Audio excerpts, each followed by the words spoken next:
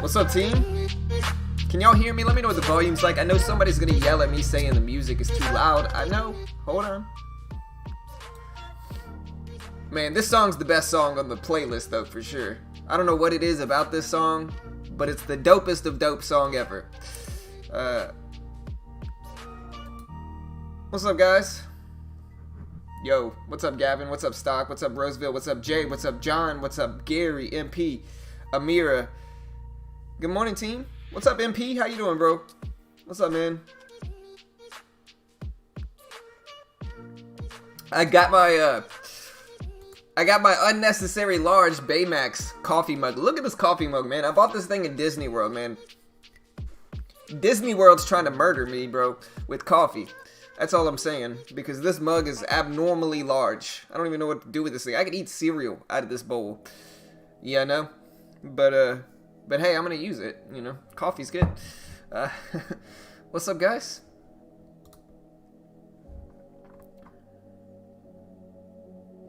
No, I'm not using hers. Although I have been, you know. We run out of coffee mugs. That's right. Vibe out, yes sir. That's what we do. Alright. And so, I'm holding Snapchat over the weekend. And I'm hoping it doesn't drop anymore. I mean, listen, I'm in Snapchat. I'm in Snapchat, but I'm in at 1980 because originally it was a day trade trying to take advantage of Snapchat baking over the highs. And I got in super early, and then when I looked at the longer term chart here on Snapchat, I was like, damn, I'm gonna hold this because I think this thing can move over the weekend. And I was right. I was right. I'm holding Snapchat, and I'm up $600 with it. Balling out of control, you know, with my $600 gain. I'll take it.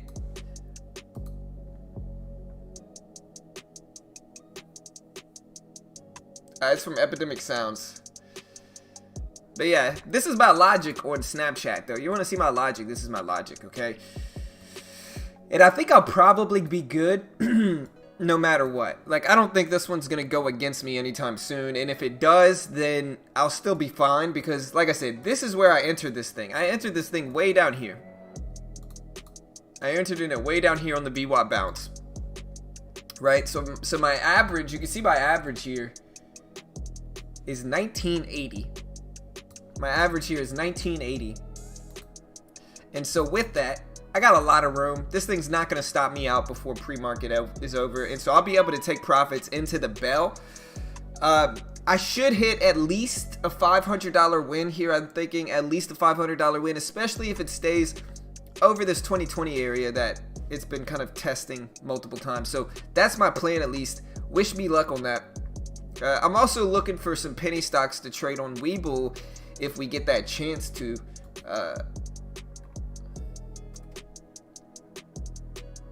What's up, Jamie? I don't know, bro. Val? Yeah, it's from Epidemic Sounds. Alright, so let's take a look at what we got moving. What's the volume like? The volume good? Can you hear me, team? Is the volume good? Can you hear me?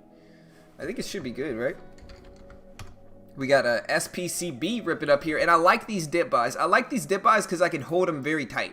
You know, you get in here, right? It's already above the $half right now, and you can get out if it breaks 240, and that's probably a little bit higher chance, but the risk reward here is really solid because you get out at 240, and then you got a potential of a bounce back up to here, which happens a lot. You know, not always. Sometimes you're just going to see these just fill the gap. And I got to look up the catalyst behind this specific move before I decide to trade it.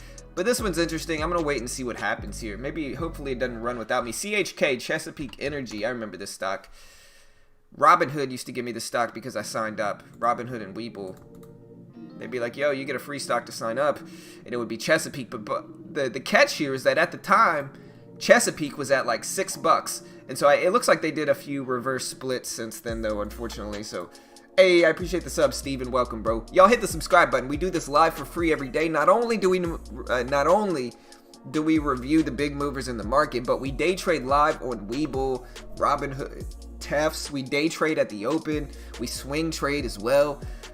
We trade on Thinkorswim too, and so we literally trade on Thinkorswim, Webull, Robinhood, and Tefs, and so we trade everywhere, guys. So hit the subscribe button, you know you want to. But yeah, Chesapeake Energy gapping up here. We also have LONE here. LONE gapping up, small gap up here, or actually a huge gap up. I'm sorry. Looks like about 80% gap up. Big. We'll see what happens for a loan here. And we're going to look up the catalyst behind these moves in a second. ICD, both of these are pretty low volume. I don't like those that much. But we do have VAL, which looks a lot more interesting. And this is Valeris. I'm assuming this is a biotech company. It is gapping up from 93 cents all the way to 150.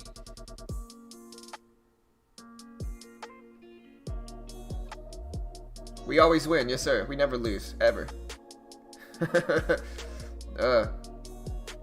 Hey, appreciate it. Honestly, I'll say this though, my swing trades have been killing it lately. I'm not trying to gloat here, but like I'm gonna gloat real quick.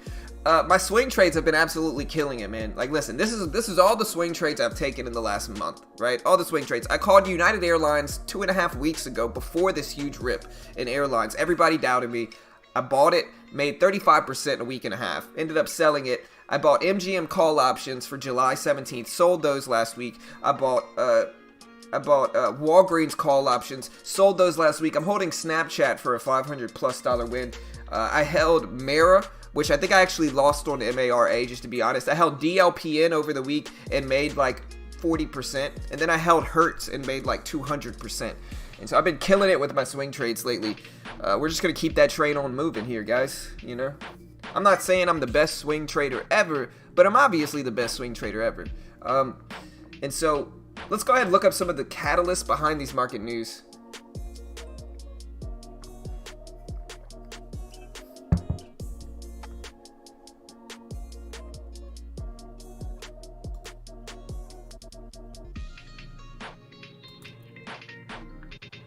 Alright. And everybody doubted me for my swing trades. Everybody did, man. Listen, I posted that video. I posted a video like, yo, I'm buying United Airlines, and this is why. And this was before the move. I posted that video. I posted a video saying I was buying United Airlines when United Airlines was at $25.50. That's where I got in. $25.50, just to put this into perspective. I posted a video talking about how I was buying United Airlines and why that was good logic down here, you know. And as soon as I posted that video, we got, you don't know what you're talking about, you are a terrible investor, blah blah blah, you know. Now it's up what, close to 100%, and silence.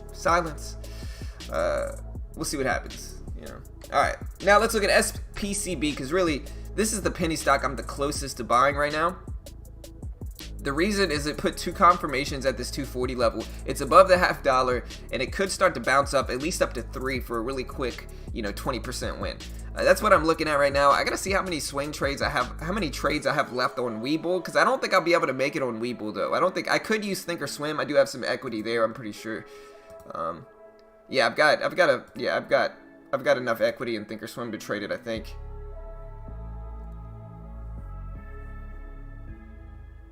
Hey, what's up, Bubba? What's up, S Money? What's up, Charles? Hey, thank you, thank you. But yeah. Alright, let's look up the catalyst behind this move, shall we? There's got to be some type of move here.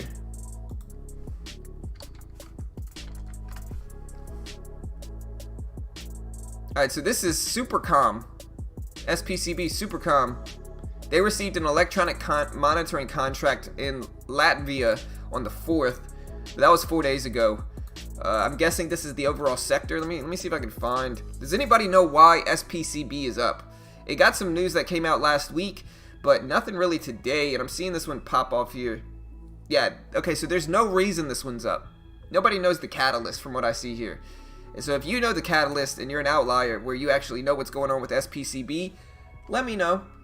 We also have SINO here, and this one, depending on what it looks like, I don't hate this one because it's over $1. It's over the whole dollar, and I don't mind betting that it's gonna hold over $1 here, and then just getting out if it breaks under $1. It's all about risk reward. Let me look at this dip buy. I gotta pull up Weeble real quick to see. Hey, I appreciate the sub, Omar. Thank you, brother. Appreciate it, man. Welcome. I gotta see if I have enough trades on Weeble that it will actually allow me to. So 1 second, team.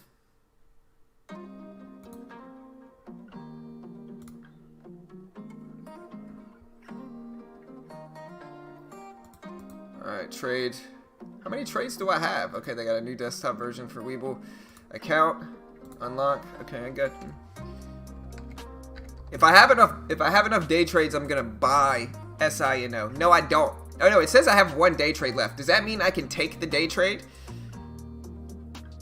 And I just can't trade anymore? Okay, I think that's what that means. And so I'm gonna buy this thing on Weeble.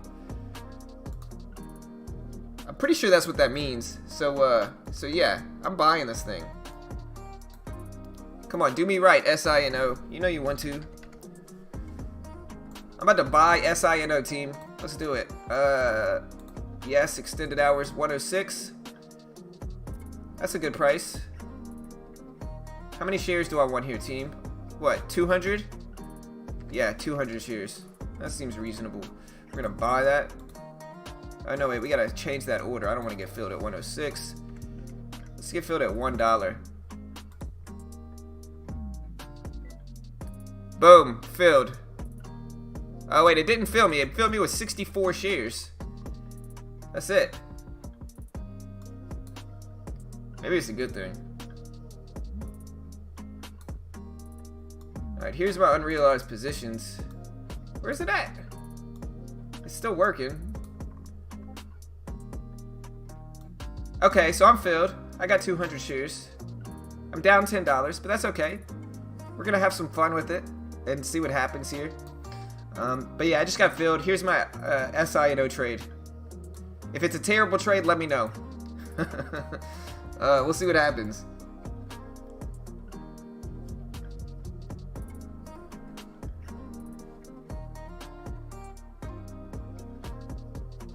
Hey, what's up, Precise? What's up, dude? The rest of your money was donated to a GoFundMe from Carl. Hey, listen. We can have some fun with it. I mean, listen.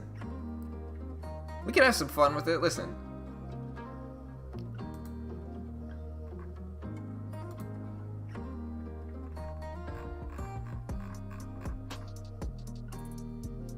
Alright.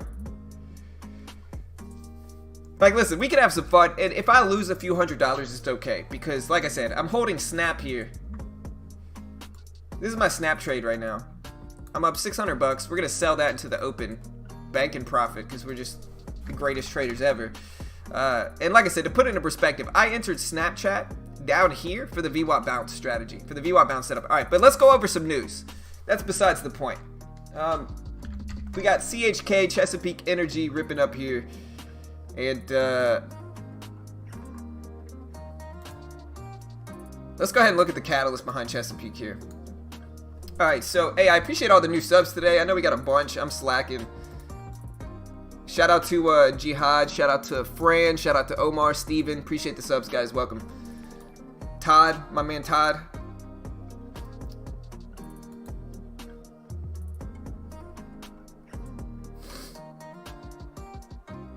Alright, Chesapeake halted a bunch Friday. What's the catalyst on Chesapeake? Okay, so Chesapeake Energy surged 76% on Friday, and the reason for that is because there was an organization of petroleum exporting countries, which was OPEC and its allies, that agreed to extend the existing production cuts of 9.7 million barrels per day through July, and that's causing CHK, which is a oil and energy stock, to rip up here. This one's been reverse split a bunch though, but it's interesting enough to watch for sure. It's kind of right in my wheelhouse. Hey, I appreciate the sub, Chris. Thank you, sir. Appreciate the subscribe, brother. Diego, Carlos, appreciate the love, team. Man, I can't even keep track of all the subs. Thank you, guys. Appreciate the love, guys. All right, but yeah.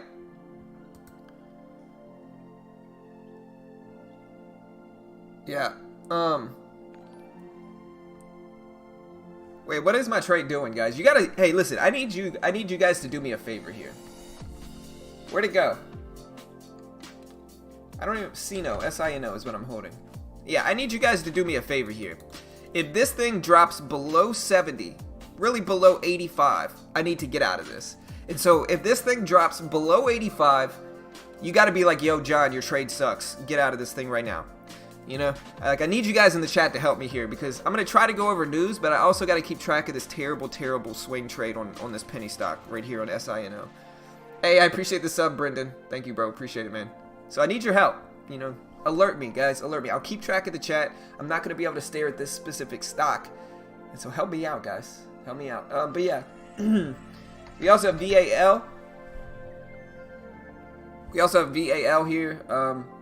This one looks strong, too. And this one is up because it's talking to creditors on debt restructuring and skipped 2 interest payments. That came out on the 1st. You got a bunch of downgrades too. Anything recent that came out for this one? Nothing. This one ripped up Friday. What's the catalyst behind this? What's the underlying asset of this stock? Yeah, that's true stock. I think I'm actually going to do that. You're probably right. See, here, you know me, guys. I'm not used to setting stop losses, as crazy as that sounds. I'm more of a mental stop person. I know some people are gonna criticize that, but I'm mostly a scalping day trader, right? Like, I day trade at the bell and I scalp a lot.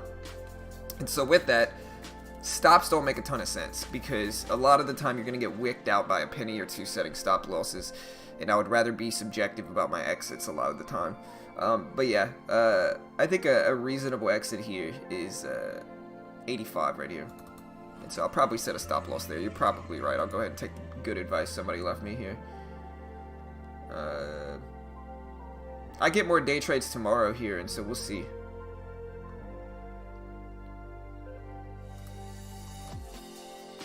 Right, I'm holding 200 shares here.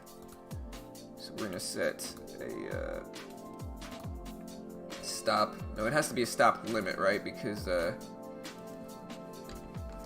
we're in extended hours.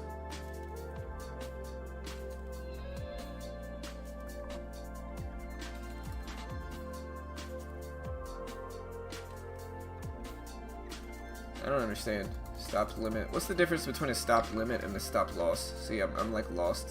Stop price, limit price, 85. I guess we're gonna try this.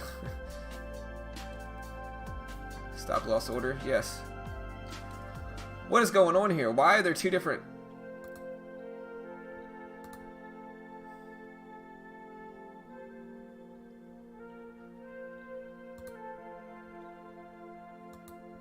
So confused here. Yeah, I'm just not used to Weeble. What's the difference between... I'm just going to set everything to 85. That's where I want to get out. Yeah. Alright. Will it let me? The stop price of the stop loss order should be higher than 85. What does that say? Okay. Let's try 86. Alright, look, I don't know how to do this, and it's pushing up, and so I'm just gonna wait. I don't know how to use Weeble, guys. I really don't. I've never used them that much before, and so, and I'm not used to setting stops. Like I said, I'm mostly a scalper, and so bear with me. I'm sorry for the terrible, terrible trading decisions this morning, but we're gonna move on from that. ICD gapping up here. Let's go over that one.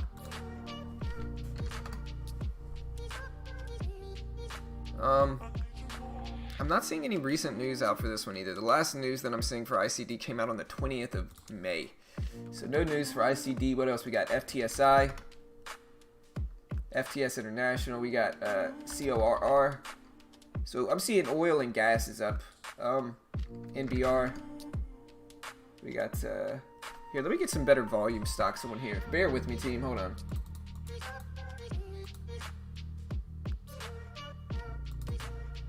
Yeah, this is better, and this is gonna give you some like momentum stuff too.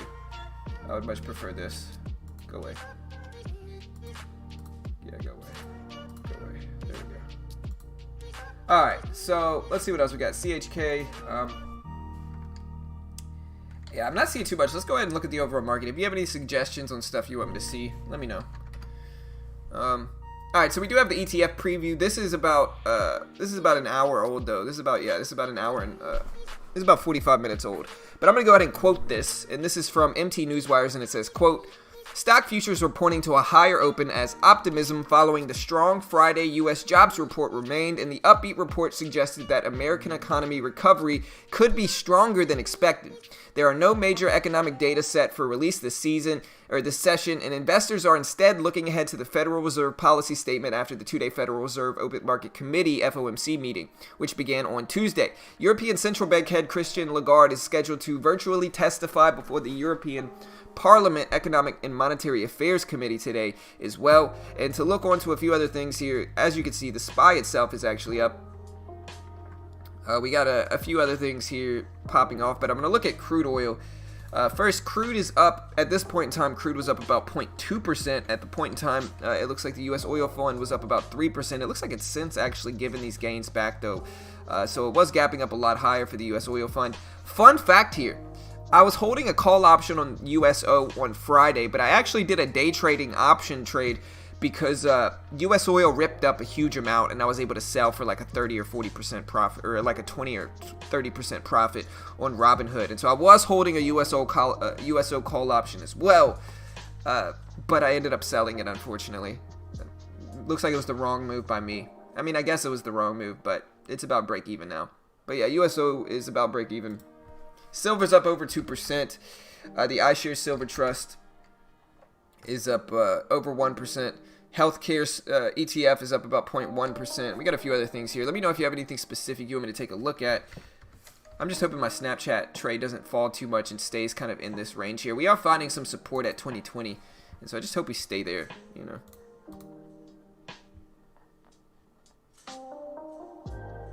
You probably can, but I'm assuming it has to be a stop limit since you can't set a market.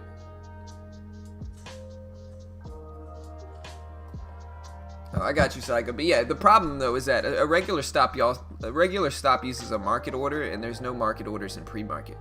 That's the issue. What's up, Sankar? What's up, brother? What's up, Ali? What's up, Jay? What's SINO doing right now? Yeah, so this is just a dip buy here, and it's working. So my logic here, so with swing trades, it's all about good risk reward, right? Like that's all it's really about, John. And so with swing trades, a lot of times these parabolic movers can rip up, right? And so when we get a dip down here at like $1, which is where I bought it at, is around $1. I can give myself a really tight risk level, and really what I want to see here for stuff like SINO is I want to see at the open a strong rip up and a break of 120, right? Like we get a break of 120, that's a 20% gain on my trade, right? Up from $1 to $1.20 at least, that's a 20% win. And that's what I'm ultimately looking for, and we'll see what happens. But ideally, I'm just dip buying some of these penny plays, and sure, sometimes they're just going to crash down. You know, 100%, they're just going to crash down. But I'm just dip buying some of these penny stock plays. Like, that's all I'm really doing, and I hope that makes sense. I'm not saying this is going to work. I'm not saying you should do it. Really, I'm just kind of dip buying some of these penny stocks that pull back down to the VWAP, and if there's a support level around it, like the whole $1, then that makes it even better for me, right? So if it's above the whole $1, that's usually a massive support. That's like the NASDAQ listing requirements. Like a lot of stocks have to maintain over $1 in order to stay listed on the NASDAQ. And so with that, getting it around $1, anticipating a bounce up makes sense a lot of the time. I will say it's a very subjective trade. Just kind of me having fun with it and learning to use Webull with minimal risk, a few hundred shares. Hold on a second. If there's something wrong with the stream, I'll be right back, guys.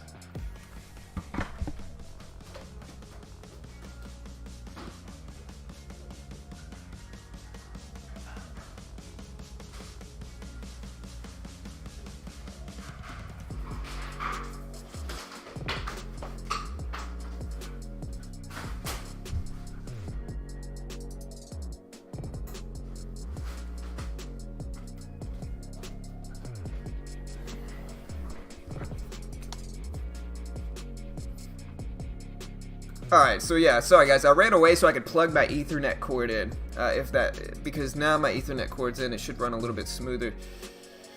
But yeah, we'll see what happens here.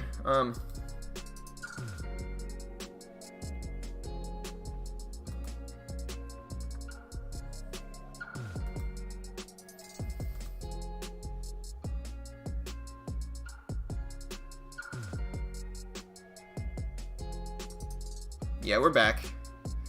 If it went offline, sorry. I plugged my Ethernet cord in. We should be good now. Yeah, I had to plug my Ethernet cord in is all it was. We're lagging a little bit. But yeah, we're just looking to see if it gets a rip up. We also have some gap downs here. Again, let me know if you have anything specific you want me to take a look at.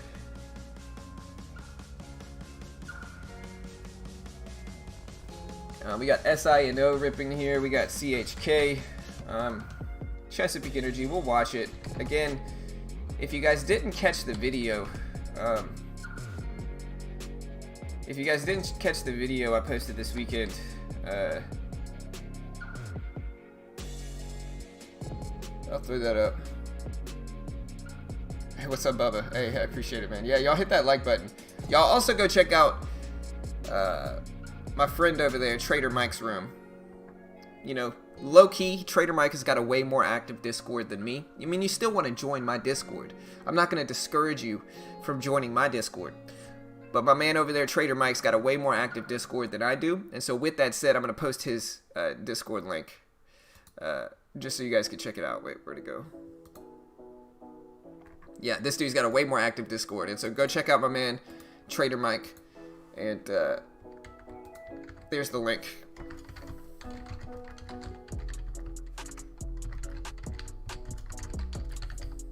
Yeah, there's the link for Trader Mike. Like I said, low-key, he's got a way more active Discord than I do.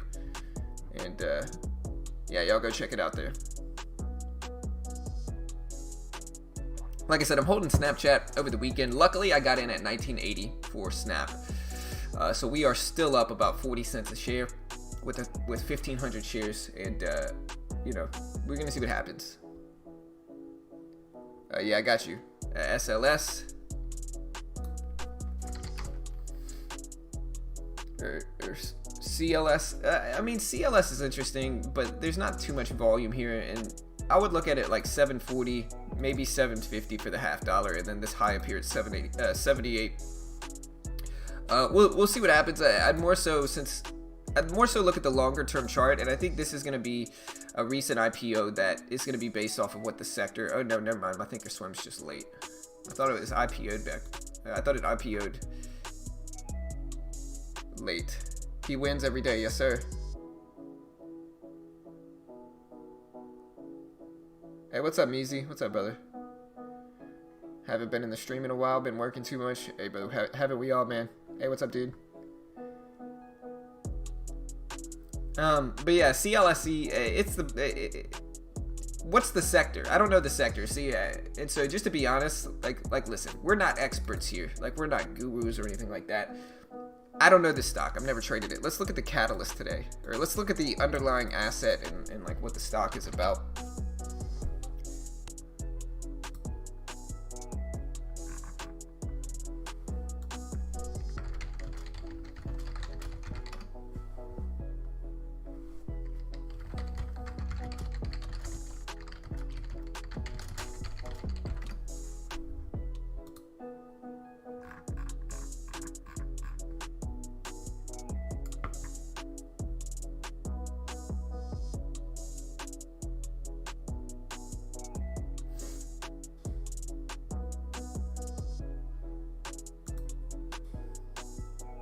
Is there a catalyst for SINO? I couldn't remember. Ooh, man. See, we're popping up here. Like I said, I got one day trade left. We're going to let this one work. Again, I got in at $1, so we're up a little bit in this trade so far. What's up, Kiddus? What's up, dude? Is there a catalyst for it? I don't know, man. Let me see. One sec.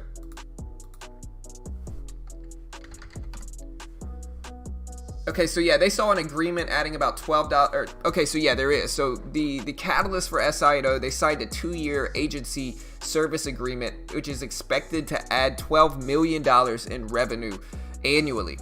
The 2-year general agency service agreement with Mandarin Bulk is who it was with, and again, it's adding about 12 million in revenue, approximately 12 mil in revenue annually. And so that's pretty good.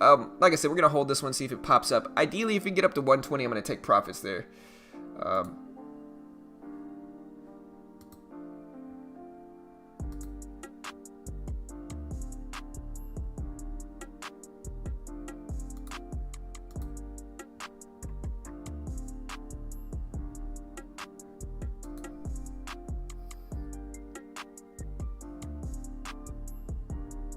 It's a Canadian multinational electronics manufacturing services company headquartered in Toronto, Ontario. Interesting. Yeah, I'll for sure watch it. We also have Ford ripping up, Ford Motor Company. Now, this one might be interesting to me. It just depends, right? Like, I think Ford is a big name stock. Man, what is wrong with my Thinkorswim this morning? When I'm going to my daily chart, it's literally putting in 1 day. I gotta edit this because it's supposed to be a yearly chart. And it's like putting in, look at this. If I put in my yearly chart, that's why I thought the other one was an IPO. Weird. John, I searched, can't find Trader Mike on Discord. Help? I got you, Kimberly. Here, it's right here. I'll post it one more time, or I'll post it another time. And like I said, y'all still join our room, but Trader Mike low-key has a more active Discord server than we do. And so, here. Let me, wait, where'd it go? Hold on. Here it is. Here you go. Here you go, Kimberly.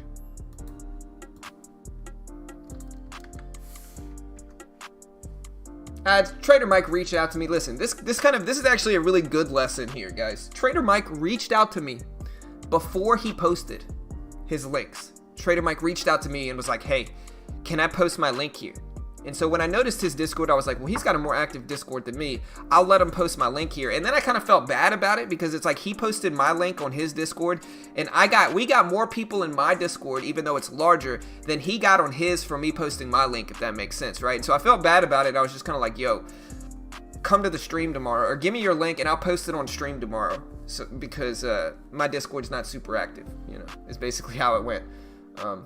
Yeah, I got you. Hold on. Yeah, here you go. You want my Discord link? We're rating Discord links in the chat today, but yeah, that's kind of how it went, you know. But it's a good lesson on why you should ask me. If you ask me, I'm usually gonna be open to collaborating or promoting, you know, your stuff too. But if you don't ask me, you're gonna get banned, you know.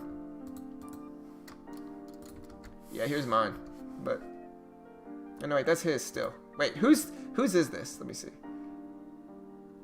Hold on, did I post the wrong one?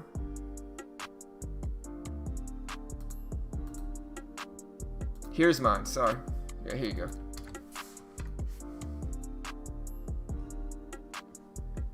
Wouldn't this be a pretty big deal? Oh no, man. Look, now Sino's dropping. It's dropping. Here, I'm gonna give this time, right? I do like this level now because we actually have an obvious low right here. And so I could hold that as a risk, is what I'm thinking.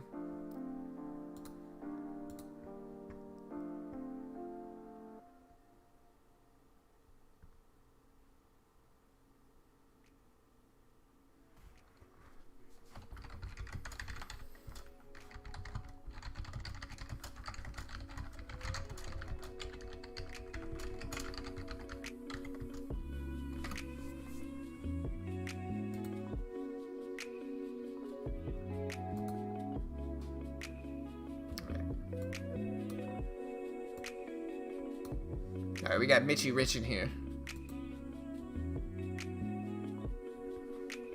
Okay, cool. Yeah, no worries, Kimberly, no stress. But yeah, SINO is dropping. We'll see what happens. Let me know if you think do you think this SINO trade is a good trade or a bad trade? And listen, I'm not going to take it personal if you think it's a bad trade. You guys know me. I don't usually trade penny stocks, but since I've been messing around on Webull, Robinhood, and TD Ameritrade with thousands of dollars, I've kind of been trading penny stocks a little bit more than I usually do. And so let me know if you think this is a good or bad trade here, because yeah, I'm holding SINO here. Ideally, like I said, I'd like to see it bounce up to 120, and I'm gonna wait to see at the open if that's what we get, right? That's what I'm ultimately looking for. We also have stuff like, obviously, I'm gonna watch AMD. I'm still holding Snap, SNAP, and I'm up pretty big in Snap. We also have what else we got? We got CRMD moving a little bit. Airlines like United Airlines is man, I'm running slow today. There we go. United Airlines is gapping up again pretty big here. We do have I'm gonna add this study, and if you guys see this study set, right, the study set I just added is a Python program that automatically documents the previous closing price on Thinkorswim, right? And so it automatically puts that previous closing price level on the chart for me. For United Airlines, and so with that, United Airlines is gapping up huge here. This blew past my profit target. My profit target when I got in this thing was 40 bucks. So we are well past that, and still climbing here. We got Mitch in here. Hold on one second.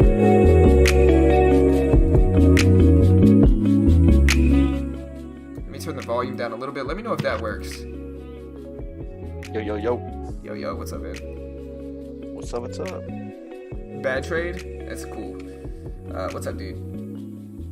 What's going on? I'm holding SINO, dude. I might lose. We'll see.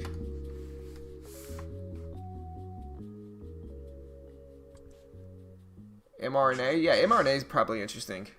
Like I said, I don't think the logic is terrible. If I lose, I might lose like 20 bucks a share. Now, if I get out at 90. But I don't hate it completely. But yeah, look, hotels are back up too. MGM's up. My call option on MGM when I held it was at 21 bucks. What's up, Mitch? Can you hear me? Yeah, what's going on, man? What's up, going on? What's up, guys? Just pulling up the chat here. Hey, appreciate it, Tyler. Hey, no stress, brother. You want that Python script, Royce? Join my here, I got you. It might let me post it here.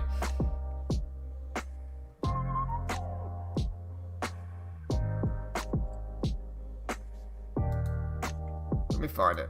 I got you. It might let me post it. I'm gonna see if it'll allow me to post it here. I think this is it right here.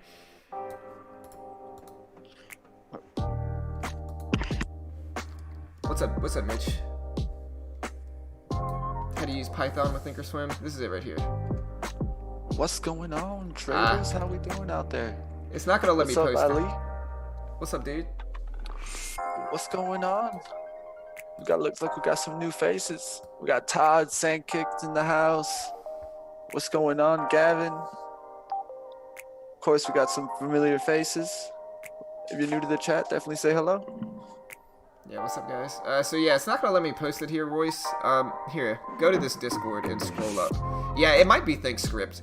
I don't know. It looks like Python to me because you define a function with DEF, which is Python. But it might be ThinkScript. I honestly don't know. I've never used ThinkScript before.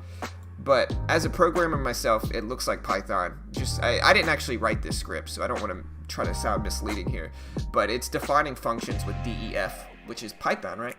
Unless ThinkScript does the exact same thing. But again, I don't know. Really don't know here. But yeah, if you want the Python script, if you want the script for the previous, check out this link. Yeah, just go to this link. This is our Thinkorswim script share section of our Discord. Oh, well, my bad. Like I said, I didn't actually write the script. I just assumed because it had DEF, which defines a function in Python as well. So I've never actually programmed in ThinkScript before, so I don't understand the differences. But I do know defining a function is similar in Python, at least. All right, team, let's do this.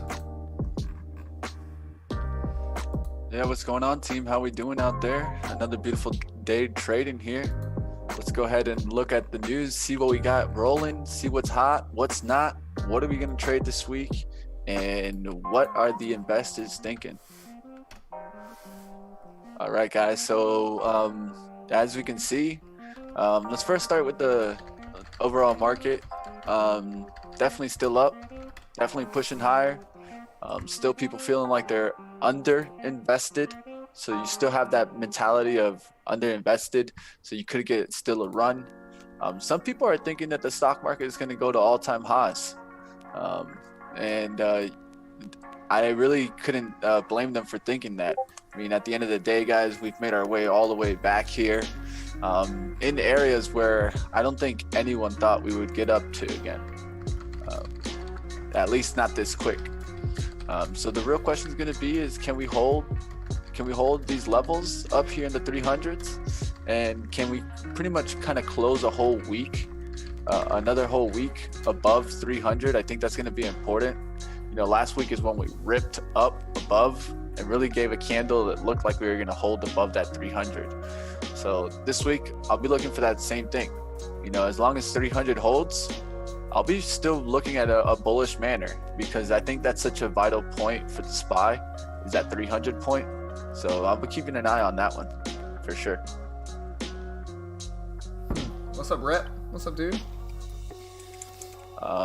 There's a nice little penny stock on the move today, PULG. I'll tell you guys about this one, that it's actually one on one of Robinhood's 100 most popular lists. So this just shows that there is some investor interest. And then if you look at the ratings are pretty much all on the buy side. Robinhood gives out this stat, it's 86% on the buy side. And I got this stat from them. But I'll definitely be keeping an eye on these and be bringing more stocks like this for you guys. I want to start bringing more stocks that we can look in kind of platforms like Robinhood and Webull. You know, we use Webull in the pre-market, and we think it's really the best kind of free service out there. But I'm going to be keeping an eye on some stocks like this. I like PULG, another stock on here, Fitbit, GoPro, and then my favorite stock, my wonder ball, guys, WKHS. This is a battery stock that I've been talking about, I think, on this show for months now. This one, when it got into the March time, the drop was all the way down to below $1. Now this stock is holding $3, has ratings of 5, and you know, I think eventually it will get up there towards that $5. The question is just how long will it take, and the timing of it.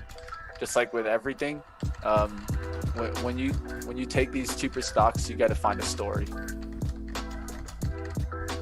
Sure. All right, I got ENOB, a request for ENOB. Woo! Look at that baby go! What a rocket! $4 to the moon. All right, so let me take a look at that one. So what I would use on this one is I would use more of a 5-minute time frame. It's going to look a little bit more simpler to kind of measure the support. You can see a big support at $12 and a downward action trend line from the high that we got. Looks like we got a little tick above here where we went to 1948, but really I'm going to call more of the high at this green push, which was the 1925 area. So I'll be looking for this stock to kind of either try to find support right here, right now at 14, and it comes right back to the resistance, or for it to look for a further down support near 12 and then make its way back up. And that's ENOB. Good call out there. Good call out, Sir. Bubba. Hey, hold it down, brother. I'll be back. All right. Looks like Tops has an offering. What are they offering? Pennies? I'm scared of that thing, bro. That shipping stock has been around. Remember DRYS? Anybody remember that? Oh, if you've been good trading Lord. long enough, you know DRYS. But I'll be back. I gotta go to the bathroom. Coffee, man. I'll be back. All right, I'll just tell a quick story about those shipping stocks. When I first started trading, guys, I first started like really doing research in penny stocks and all this, and that was when these shippers were actually running 300, even 1,000% in one day. I was able to tell my professor at school He's my financial derivatives professor, and I told him about these stocks, and I said, watch out for tomorrow. They're going to be going up, a couple of these over 100%. And the next day he walked into the class and he was like, all right, Mitch, so what's going on? You got to let me know what's going on here, because I don't even understand why these stocks are going up that much. So it was a fun time seeing that momentum, and hopefully we get that re-spark in these penny stocks, and then we can find some good trades in here. I'm going to start trying to take a smaller account and dip and dabble with some kind of weeble into some more cheaper stocks. So I'll let you know, guys, and it's mainly going to be more off of stories. That's what it's all about, guys, and that's what I'm all about. All right, guys, if you guys want me to go over another stock, definitely let me know. I can go ahead and take a look. If not, I can also pull up what I'm pretty much seeing today. Let's look a little bit more here into kind of each sector. Technology is the one that I gotta keep an eye on. We keep getting kind of more of this kind of topping look on technology, and that's really what you got to keep an eye on for technology stocks. Is, are we getting that cyclical change where the stocks are going into the industrials, and then also the industrials up, we got shipping and ports up 7%, we got airlines up 6%, we got rentals and leasing services. We got the Hertz machine, man. The Hertz machine is actually up. What is it up here? We got 22%. So we'll keep an eye on that one. Looks like pre-market it got up there all the way up to 370s. This is one that I might even be looking for a short eventually. We can still trade it, so I'll be keeping an eye on this one. That's HTZ. I tried to tell him with that one, man. I ended up making, that's probably the biggest percentage win I've ever had trading, which was a 200% win. I won that one last week. Ended up covering, I'm not holding any more left, but the biggest win I ever had, I think. Biggest percentage win. Small, relatively small gain overall, but huge percentage win. Well, I think you did the right move at the end of the day, selling to the rip, because at the end of the day, this can always drop like a tank, and when this probably does drop, if it does go back down, it'll probably be really quick. So this is one that it's okay to invest in. Let's say if you are trying to buy down here, down the low, and you're getting it at that $1 point, and trying to risk a very small amount for a potential big reward. That's always fine. The real key is now up here at $3. It's a lot more risk on the downside. You're talking about 3 times the risk on the downside than you had at that position if you got in at $1. So you got to understand that. It doesn't even mean that you can't get into HTZ now. Just always understand how we try to look at stocks and our investments. It's a big thing about patterns, probability of profit. If you can't understand the probability of profit, then there's a lot of times just don't get into a stock. Because what you want to do is take a look, like probably how John had this idea in HTZ. Well, the probability of it going down is a lot less likely for it to just bounce at least above this dollar point and give me some profit. Yeah, for sure. Yeah, that's the big thing about it, is I caught it down at that $1 level, and then I had good risk reward. Basically, I would lose if it went out of business, but I got it so cheap, I would never buy it now, unless I was day trading it, but I would never swing this thing now just because it's too high now. I bought it at $1.04 is where I was filled, and I sold it over 2. It eventually went over 3, or I sold it over 3, actually, I'm sorry. But it eventually went up a little bit higher, but I think I got it right around the top. But yeah, let's take a look at what we got moving today, guys. MGM, somebody's asking about MGM here. Let me see what else we got. LK's all over the place. What else we have? SPCB. Yeah, SPCB is interesting, and then we got Chesapeake Energy. Man, my charts are slow this morning. But Chesapeake Energy is interesting. I think the good levels for this one are 35 37.50, and up here at 45. Maybe up here if we end up breaking this whole $1.50 level. Hey, I appreciate the sub 9. Thank you, team. What's up, guys? All right, but yeah, let me know what you guys think. This is what we got moving today. Again, if you got anything specific, let me know. The SPY is actually up again today. Looking at the lifetime highs here. Man, what is wrong with my thinkorswim? I think I gotta redo this screen, guys. Hold on one second.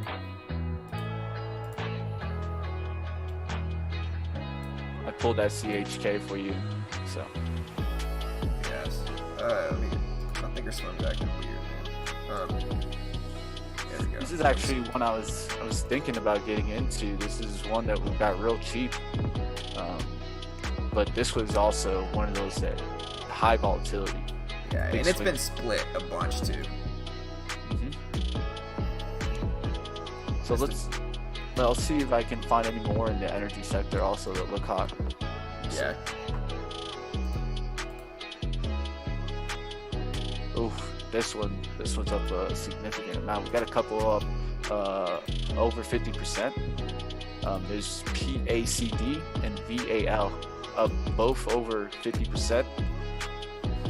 Both have over 1 million shares traded, and definitely a big surge this pre-market. Yes, sir. VAL, see that chart. Yeah, VAL's been ripping up too. It's Valeris. I'm holding SINO. My Weeble is lagging a little bit. Pin for a short. Home is where you make it. You like to see. I'm not gonna say the rest. Joe Dirt. Or no, that's is that Joe Dirt? Yeah, that's Joe Dirt. Some big stocks up today, guys, are going to be in the financials. You're going to have a couple of them up today, a significant amount. I'm going to be looking for some of those banks maybe to drop. Wells Fargo's, Bank of America, Goldman Sachs. We'll see if those can get hit today. So one of the things I'll be looking for also is to try to find some industrials that are a little bit cheaper, or maybe some cyclicals or defensive stocks. One stock that I can mention, USFD. This is one stock that we talked about when the big drop happened, and this stock was down to a low of, I think it went down to $8, and now this stock is at almost $28. So we're talking about a 221% increase from where we started talking about this stock, and it looks like it's trying to rip to 28.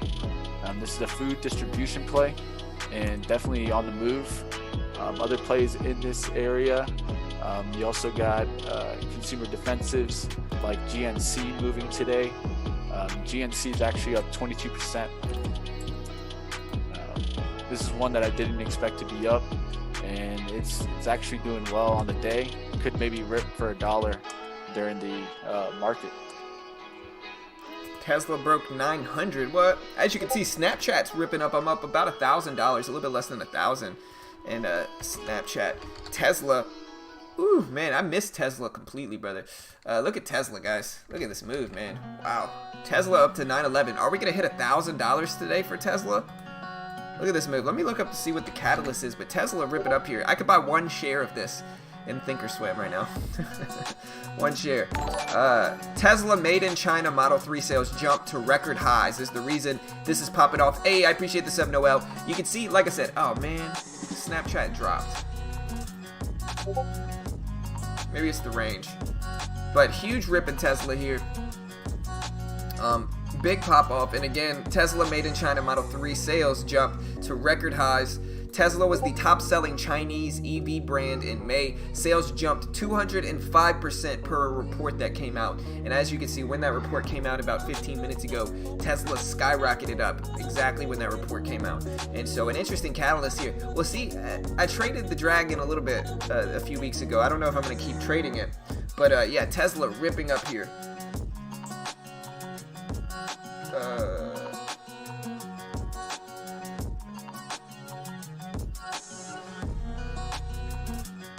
How did you guys know oil and energy would run today? How do I find out about these things? Jay, so if you're talking about last week, how we both talked about oil and how I said I was biased in oil and I was actually looking for an oil stock, which is when I bought my USO call option, you just got to look at the, why don't you grab a few Nikola shares and hold? I know that's not your thing, but could work out in the future. Yeah, I mean, I'm holding SINO right now.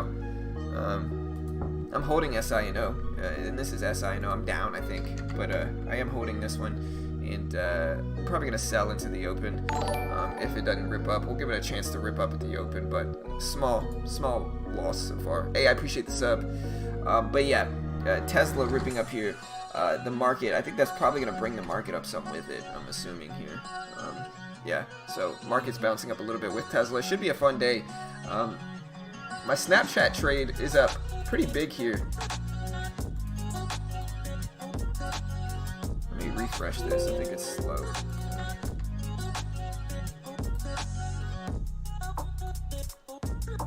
But yeah, I should be up pretty big in my Snapchat trade.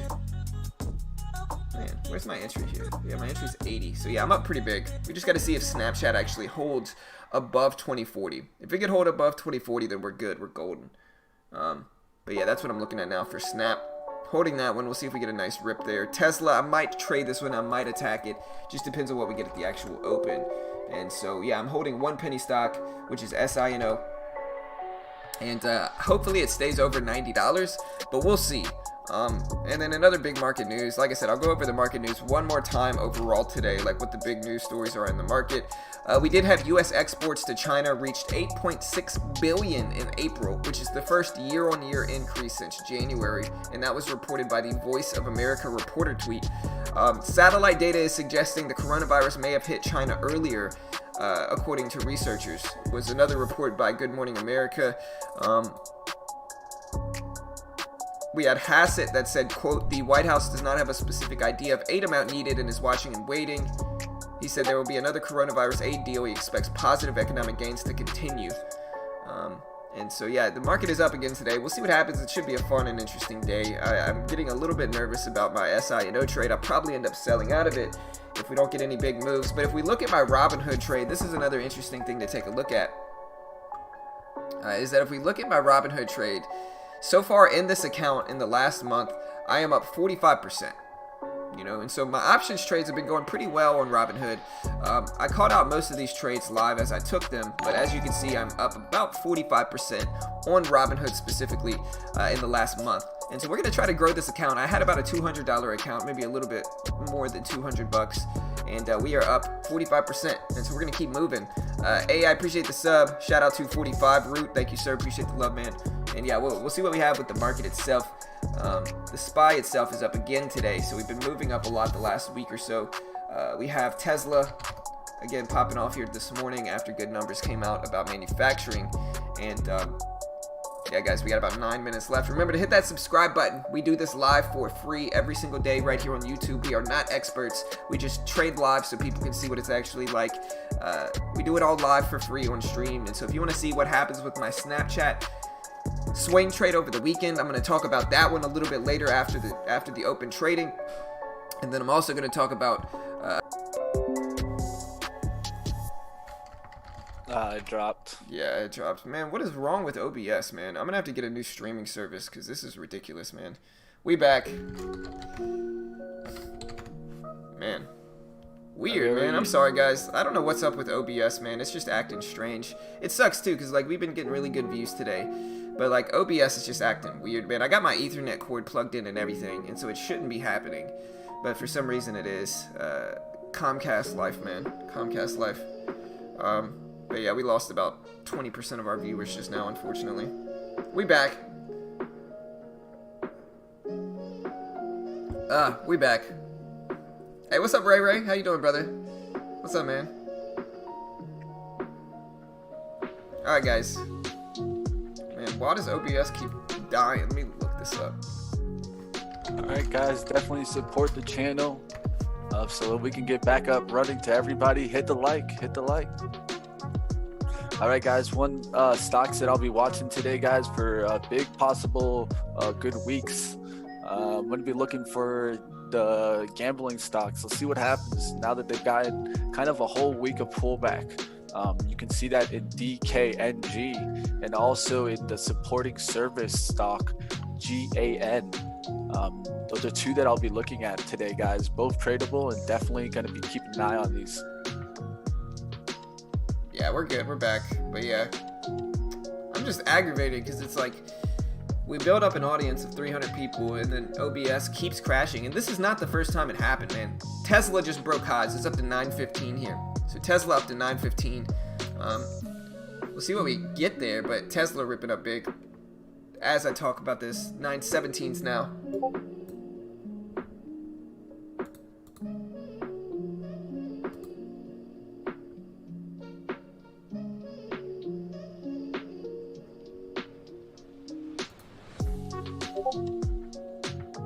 Look who it is. It's Ray Ray. Yeah, my man Ray Ray here. The man, the plan, the legend. Ray Ray. COF What's going on, guys? Hey guys, if you guys are new to the chat or new to the stream, definitely say hello in the chat. We always like when people are definitely interactive. Ask us about a chart. I'll take a look before the open. We still got a little bit. Yeah, for sure.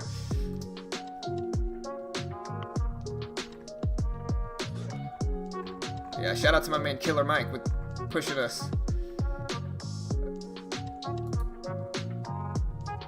Why do you think the gambling stocks are going to have a good week? Like I tried to explain, if we look at their daily charts, you're going to see nice pullbacks, decent pullbacks to good levels. You can see that in DKNG. You see a nice hourly chart just pulling back to support of the 38. Also has a bigger support at 3708. So I'll be looking for those stocks to kind of get another boost of investors. One thing is last week it was so hot that I think investors kind of just started taking some profits and too many people were stacking in it. And now that it had a week to calm down, this is when I look for the week to get really stacked in again and push that bar on the high of the chart.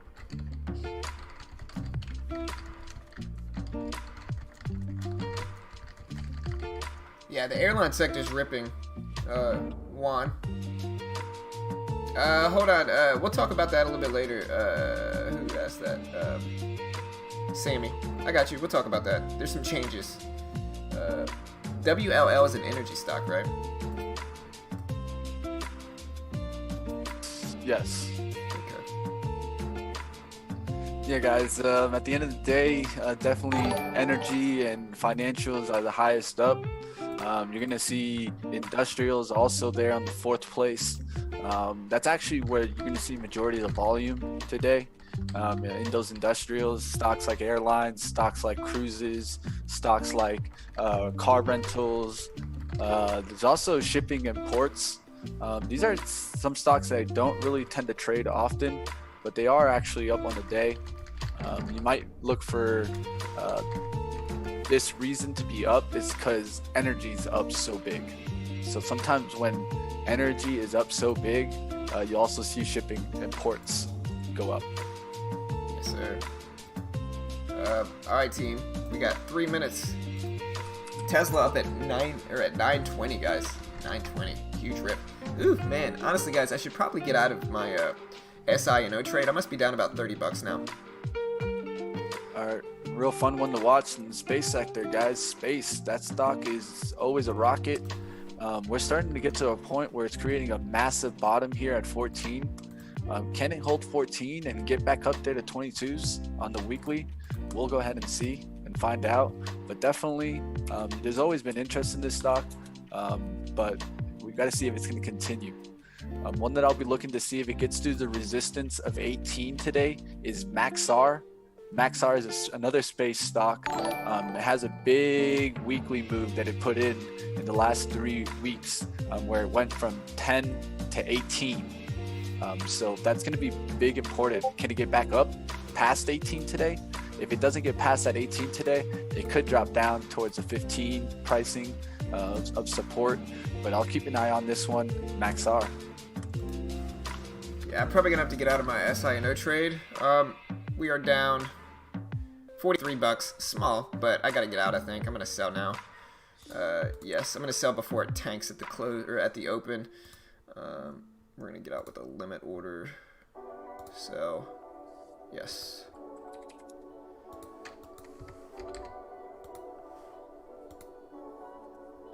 see if it fills me. All right, yeah, we're out.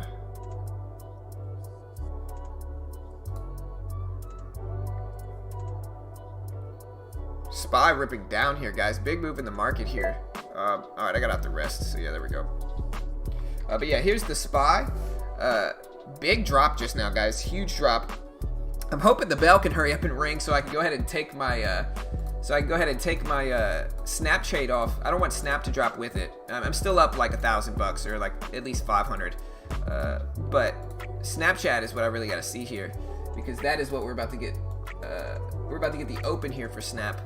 And let me get everything ready for the bell team. Good luck, guys. Let's do this. All right, guys, we got 25 seconds.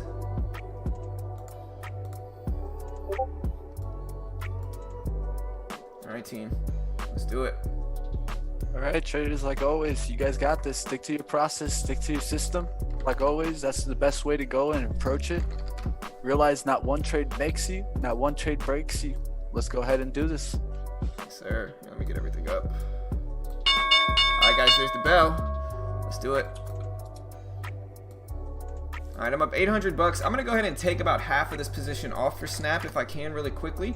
I'm holding 1,500 shares. I'm gonna take at least 800 off here and bank some profit. As you can see, I just took $458 in realized. I'm currently up about 400 now on unrealized, and I'm gonna let this one work here for Snap. Like I said, I'm holding this. Oh, sorry, you guys can't see it. There you go. I'm holding this thing, and I don't mind letting it run up a little bit. We break under that previous closing price, and I'm just gonna exit Snap. But I don't mind letting this one work a little bit for Snap. Again, I'm holding 700 shares left. We break under this 33 level, and I just gotta exit. So I have to watch the bid price specifically here. I'm holding 700 shares left. And as you can see, it's kind of testing these levels now. I'm glad I took profits where I did. I might actually sell a little bit more here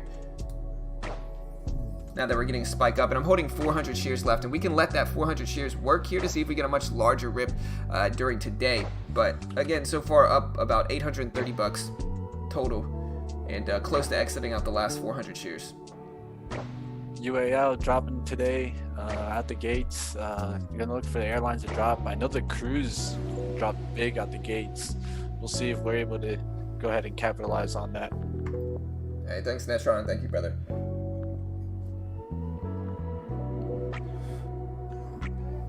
Yeah, and what I'm using here, again, I talked about in our Discord, we have a script for previous closing price on Snap, and that is what I'm going to use kind of as my, I'm gonna keep it.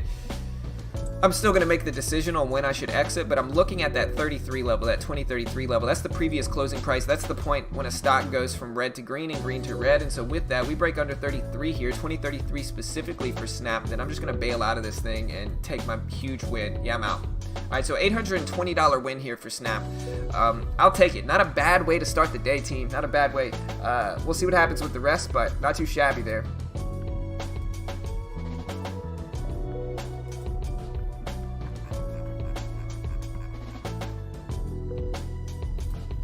Not a bad trade at all. Yes, sir. Alright, what else we got, team? Let me look at the SPY here. So the SPY itself is breaking up these highs here. So we've been pushing up in the SPY after a dip right before the bell. Airlines dropping there. American Airlines, UAL, JetBlue. A couple of them dropping there. Alright. But yeah, I appreciate all the subs today, guys. Glad I got out of Snap. We dropped down to the 20s. I'm looking at AMD MU, see if we can catch some breakouts there. I'm already up a ton on the day. The goal for the day is just to make over $1,000, and so if we can make another 800 or make another $180 in a net, I will be happy, and I'll take my $1,000 day. AMD breaking down here, breaking lows and breaking under the previous closing price, and so I'm going to start AMD here with 400 shares. And we're going to look to see if AMD can hold under that previous closing price, which is at 53.10. And if it can't, no stress either way. Huge swing back up for AMD. Worst case scenario there, but it's all right. Still up $769 on the day. I don't want to give all of this back, and so I'm going to give myself about a $300 risk level aside from what I made. And so we're going to keep it safe and play it safe here today. Maybe we're going to try to catch AMD on a bounce back up, but we're getting some drops there.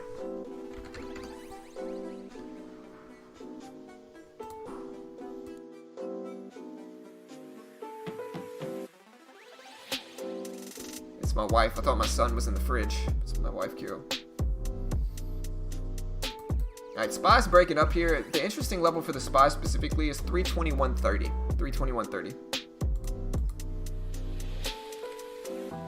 Yes, sir. So that was a swing trade. I talked about it in the video I uploaded this weekend. It was a Snapchat swing trade over the weekend, and I made about 800 and something bucks over the weekend holding Snap. There's AMD breaking down, just kind of faked me out a little bit. I don't mind going again at it and then using that. I'm in with 400 shares again. If I get faked out again for AMD, I think I'm just going to move on from this one. I'm holding 400 shares now, but AMD continues to put in some pretty big down wicks, which continue to fake me out. So we're going to, there we go, that's better. We're holding 400 shares, and we're going to use that high up there now as the risk. We're just going to see if we can break down fully here. There we go. 92s. There we go. I'm going to take half off there, and then I'm going to hold these 200 shares to see if we get a firmer breakdown under 52.50 or so. Hold the rest close to break even, I guess. Around 53 is where I'm going to exit if it breaks above that.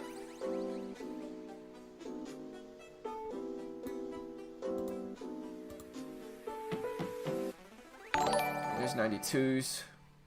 90s. We get down to like 88s. I'm going to take the rest off. Here's 89s.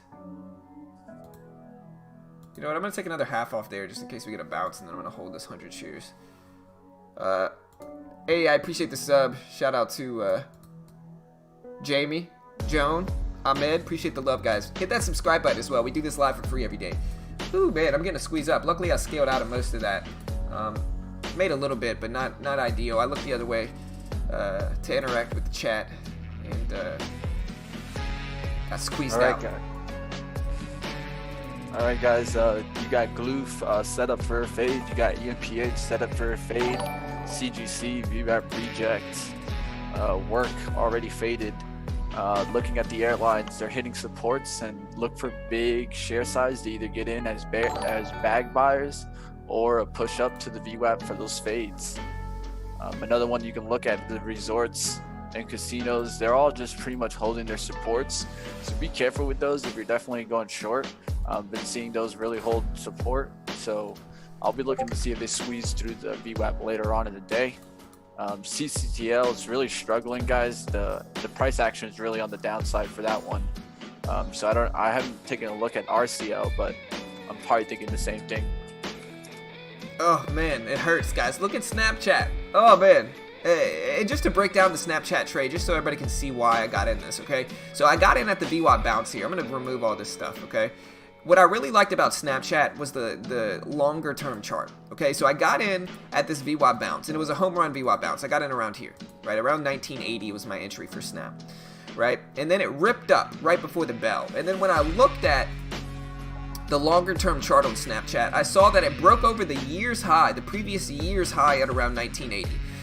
It also broke over the last high of really the last 2 years. Let me see if I can find it. So yeah, this was the high of the last 2 years. The last time it hit that high was over here in late 2019, and then again here in 2018 was the last time it touched that level. And so again, we were breaking over some major highs here with Snapchat, and that's ultimately what pushed me into it and made me want to jump in, and that is why I decided to hold it over the weekend, because I thought it might squeeze up a little bit more. I just missed most of this move, unfortunately, but still a home run trade and a huge win. Hey, shout out to Damien, Sam. We got a lot of new subs today, guys. I appreciate the love, team. I really do. What's up, Felix? What's up, Carlos?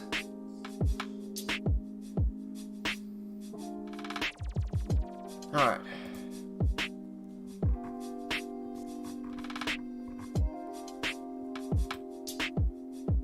Alright. Looking around to see what's moving. Let's take a look at what has been moving since the open.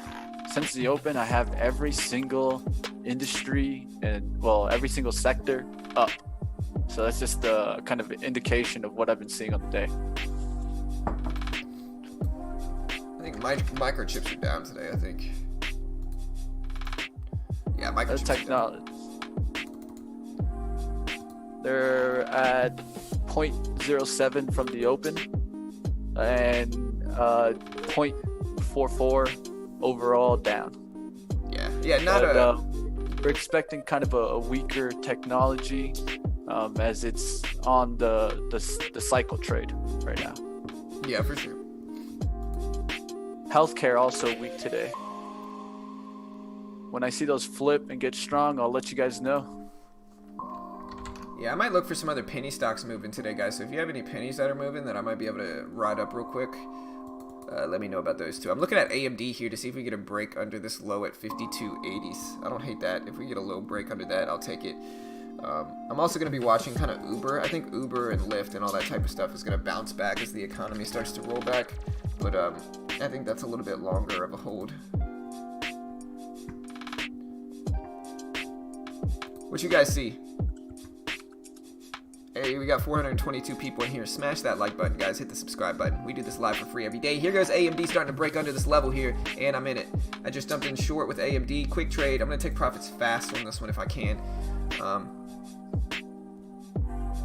It looks like Thinkorswim's going to be lagging a little bit. It's 81s, 80s.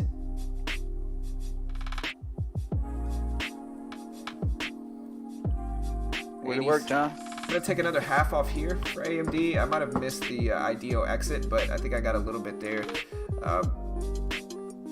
We're gonna be we're not gonna be strict with the rest of this. I'm gonna let it test 90 and then get out. Oof, things are moving. I hope you guys are sticking to your system and making some gains. I'm still looking around.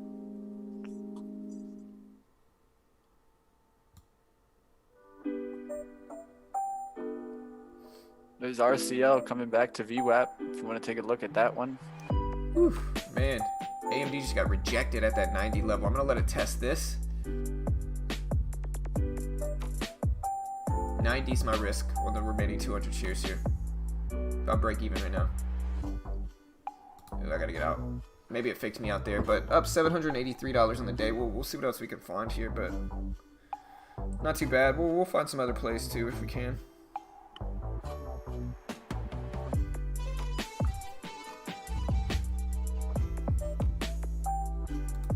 Hey, I appreciate the subs today as well, guys. Thank you, Jay. I'm just going to call you Jay. Don't want to mispronounce it. Alright, here's AMD back down there again. I don't mind scalping some more here at the bottom. We break under 80. Just jumping in short. Market's rebounding a little bit, but I don't hate this. We're going to try to be patient here. If I get in, we could use this level as a risk at 88. Trying to keep the risk tight. Right here. I'm jumping 500 shares here for AMD. We broke lows, and I'm just trying to take profits fast. I'm going to cover half of the position there. I'm going to hold this last 200 shares to see if we get a firm breakdown under the 70s. There's 69s. And I'm going to just get out the rest there. So up $818 on the day, slowly grinding my way back from taking a little bit of a loss this morning. Thank you, Carlos. Hey, thank you, Tidy.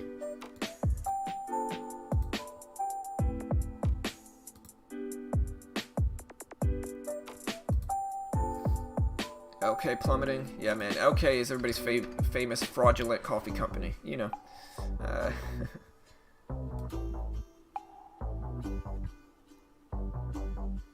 What else? What are you guys trading, guys? Let me know. Let's talk about it. Airlines? What are airlines doing? Are they finally pulling back after weeks of rips? No, they're not. So I'm looking at American Airlines here. I'm also looking at UAL here. If UAL... American AAL looks like it's lagging a little bit behind. If we get a high of the daybreak here for AAL, I might long a little bit more here over the whole dollar. What's the range here? Not bad. Yeah, we're gonna look over 20 here for a rip over 20 and a breakout, but we need to break over over $20, 20.02 to be exact. And so if we get a break over this previous high of the day right here, it's also a whole dollar break. We're gonna jump in short or jump in long. I mean, hey, I appreciate the sub, Guillerme. Thank you, brother. Welcome, man. Appreciate it.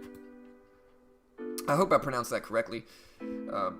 SPY breaking highs, ripping up here. I think that's gonna drag this one up too for AAL. I might jump in long right here. Yeah, I'm gonna jump in long right here and see what happens. Ooh, looks like it was the right time. I'm gonna take half off there. Hold 200 shares over the whole dollar. Perfect bounce play right there. I correlated it with the SPY. If anybody's wondering why I decided to jump in a little bit early, is because the SPY ripped up. Now we're gonna let it test, but we're not gonna be super greedy with the rest of this. There's 98s, 20s, lovely.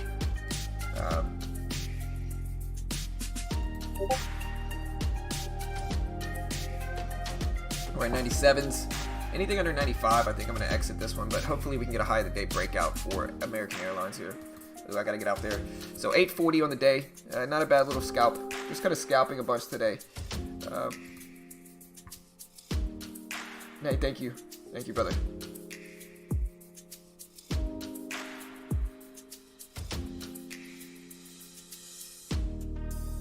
By Boeing? What's Boeing doing?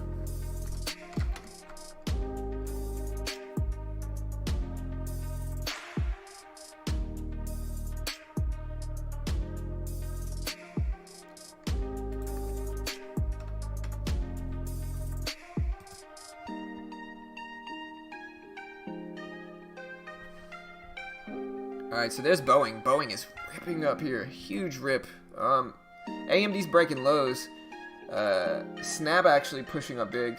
The market actually broke highs here. Just to show everybody the market here, this is what I correlated with that last scalp on AAL, which was just, I caught the market ripping above this 321 level. We're actually pulling back to it now, and so if you think the market's going to bounce here, it might be an interesting long correlated play with some other stocks that follow the market. The problem is, I don't know if the market's going to bounce here. We actually broke under the whole dollar of 321, but as I say that, there's the bounce in the market. So if we think the market's going to continue bouncing, you could pairs trade with some long setups on some following stocks, which my favorite followers right now are airlines. So airlines are following the market fairly well here, pretty close, not completely, but let me see like Uber. I also like Uber follows, but they're not following right now. Let me know. Do me a favor, team. If you see a sector following the market closely today, let me know. And I'm not talking about ETFs like VIX or anything like that. I just want to see other type of stocks, like correlated stocks. A lot of times I'm trading AMD and MU, but they're not following the market today. I could always trade the TVIX short, I guess. But I would more so rather find some cheaper stocks that don't follow the market exactly, because I think it's a little bit less obvious of a correlation, and thus makes it a little bit easier to conceal and make, if that makes sense.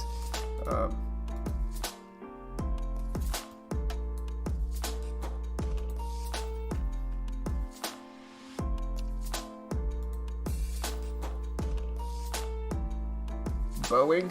Maybe Boeing, actually. I mean, a lot of people are talking about Boeing.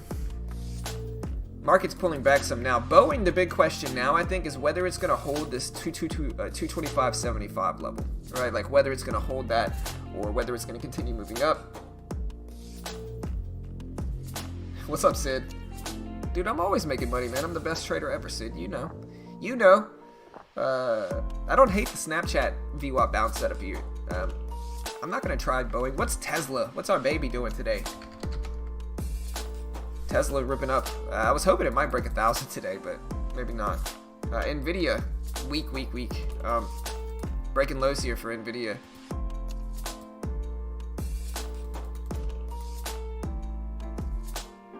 Market vastly reversing here. Look at this. Look at this on the SPY. SPY just ripped below the previous closing price. Or not the... ignore what I just said. SPY just ripped below the VWAP at 320.70s. We'll see if it holds. If it doesn't hold, I might start to short some other stuff here. But the problem is finding stocks to trade with it. Snapchat has been my favorite one, but... Uber breaking lows here. And so we might get some reversals. Nvidia making drastic drops.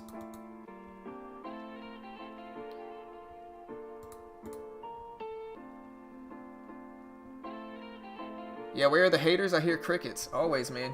Yeah, when you win, they never show up, brother. You know how it is. Ask my man Gavin over there. All we do is win, win, win. That's it.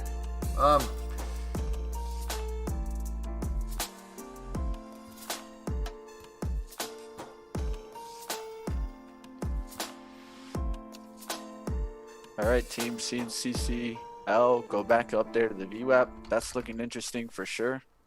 You can maybe risk 10 cents off of that one. LVS above VWAP holding. CGC actually held VWAP back above 1688s.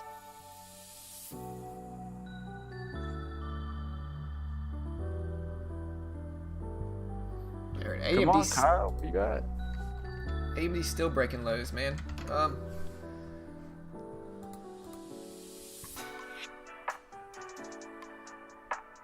Hate some money my way and I'll hate, yes sir. VAL, what's that one doing, man? I wanted to watch penny stocks today, but I just didn't watch too many. Let me see, VAL. Hey,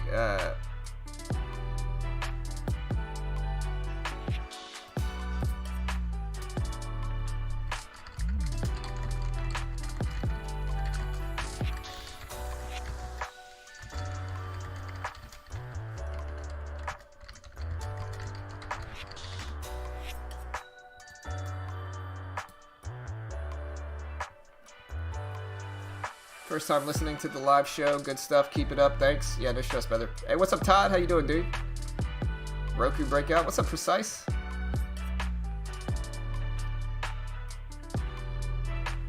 Yeah, VAL's interesting. I don't think it's probably tradable for me here. Let me see. Nope. RCL interesting here. CCL. Up. There goes CCL. There goes RCL. LVS also cracked hard too, guys. Maybe look for those resorts also to start cracking. MGM. You could also look maybe Penn, see if it starts cracking. Penn is the one that I'm always kind of worried about because that one goes up and down. So be careful with that one. Snaps breaking below the VWAP. The other ones I'm looking at are like MU here. MU just super weak. Just too extended on both sides, or too extended on the downside. We need to bounce a lot more before I would even consider shorting it. The SPY itself looks like it might break and look really weak here if it breaks under 320.50 and holds. It's at 320.50 now. But we break underneath that, we might start pulling down to test the previous lows for the overall market.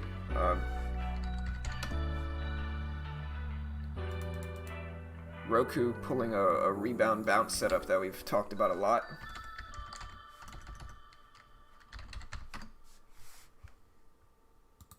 A little bit late for it, but Nvidia bouncing back a little bit. SPY still testing that 320.50 level, big level there.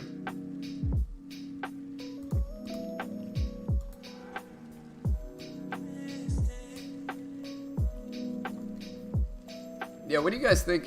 What about Hertz? So BQ, I actually made about 200% on Hertz. I bought it at 104 and I sold it at over $3, and so I made 200% there with Hertz. The thing about Hertz now though is that it's too high for me. Like, I bought this one at 104 and I held it for about 3 or 4 days and rode it up from 104 up to 304, roughly. I don't know where I exited, but I made about 200% on it. But with that, I don't know if I like it here. It's too high. You know, this one did file Chapter 11. That's the only problem with it.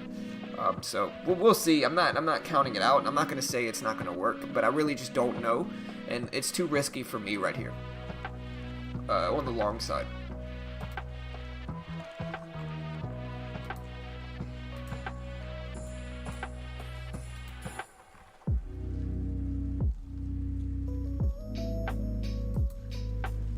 Yeah, guys, Mike bringing some interesting comments into the chat here. He said that it's weird to see the VIX up so high today with the market up. Makes you wonder if the market is going to sell off today. I completely understand that thought. You know, we'll usually see the opposite action from those two kind of, where you can call them ETFs. One's called an ETN, but at the end of the day, you're right. You should see opposite action. I would take a look at that, keep it on a more longer time frame, and see if you eventually do get a flip or not. All right, guys, CCL breaking out there at the VWAP. Didn't want to break down and shot right back up there to the 2460s.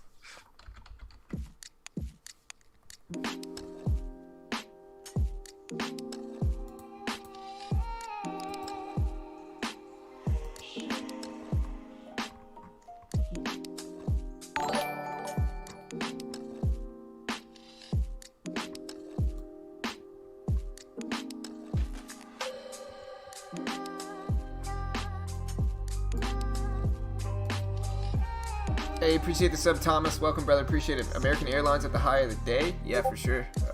Looks solid. Roku ripped up. Like I said, if you guys heard me a few seconds ago talk about, I might buy AAL here, like 400 shares. Seeing if it can hold over $20. I'm gonna buy it right here. See if it can hold over $20. I'm in with 400 shares of of American Airlines, and we're just gonna try to get a quick scalp up to like 15, maybe. See if we can break 15, maybe 20 if we can. In with 400 shares, there's 10s.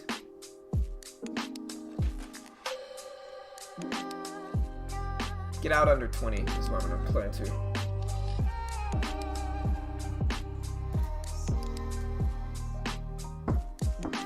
Testing 20, yeah, I just gotta get out there. $30 loss. Might have faked me out, but that's okay. We're gonna keep the losses small here.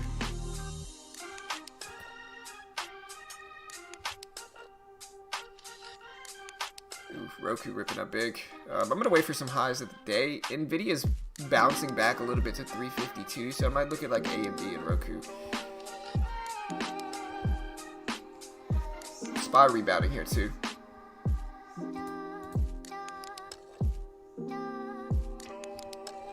And remember, guys, we got about 420 people in here. Smash that subscribe button.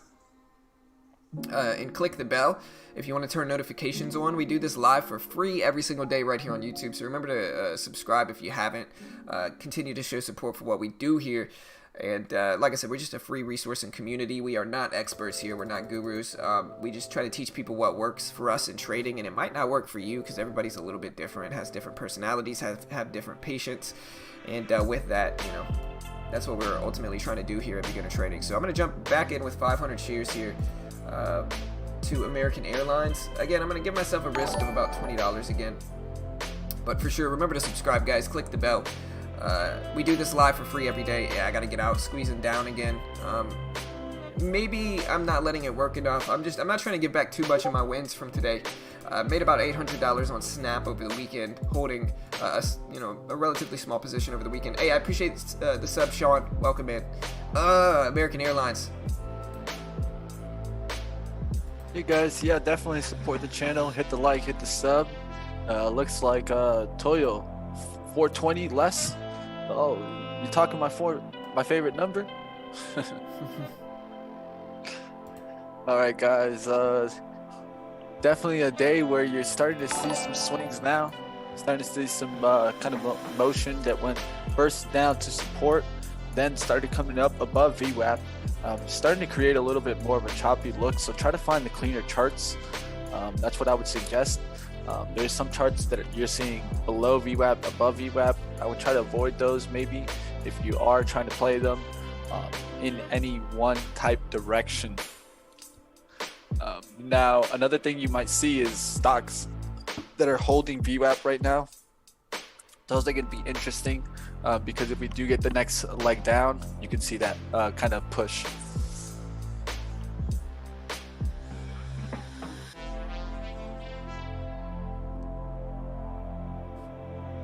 There's 300s. We're in American Airlines. We're just trying to see if we can break the highs. If not, it's okay. We're gonna let it hang out here a little bit. I scaled down a little bit because I wasn't loving it. I talked about Roku a lot, and maybe Roku's the one I should have attacked here. But in the end, we've got over $700 in wins today, so we can have some we can be a little bit more aggressive today. But if this one doesn't work out, I think I just got to move on from airlines and look for something else to trade, because this sector is just not doing me right, unfortunately, today. Hey, what's up, Sean? Hey, welcome, brother. Hey, thank you, man. Hey, I appreciate the sub, Gene. Welcome, brother. Appreciate it, man. Airlines, I'm going to have to stop trading these, man. You're stopping me out a little bit too much. Oh, maybe not, but ideally, I just want to see it break 2020.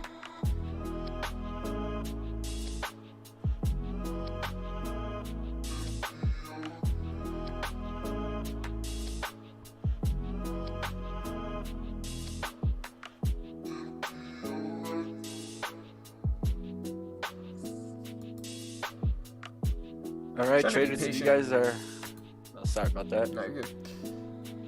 All right, traders, if you guys want to look at any stock, just definitely put it up in the chat. I'll go ahead and I'll take a look at the chart. Sid says you make swing trade. Yeah, I talked about it in the video I uploaded this weekend with Carol in it. It was actually a really good lesson for Carol on ranges, confirmation, and breakouts, right? And so I took Snap because it confirmed that $20 level a bunch and then finally broke over it. And it was originally a VWAP bounce day trade, but it just worked out so well that I was up enough that I decided to hold it over the weekend, see if I could get a much larger win, which we did.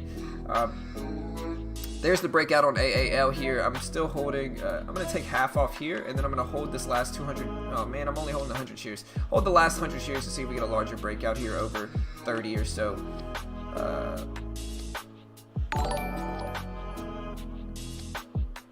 We're going to give it one more second here, but I'm probably just going to jump out. Yeah, I'm out. So, yeah, up 784 on the day. Hey, I appreciate the sub, Priscilla. Welcome. Thank you. I appreciate it. Yeah, we got a lot of new subs today, guys, so I appreciate everybody. Ann, Jean, Priscilla, John, appreciate it. All right, team, I got a couple stocks to cover here. They're putting it up in the chat. A couple people want some stocks covered. WFC first up, big resistance there at 33.28s, 33.30s. We got like a downward trend line from the pre-market. If you look at it on a 5-minute, I would pay attention to see if it gets above 33.20s here with big volume, because that could push it through that 33.30.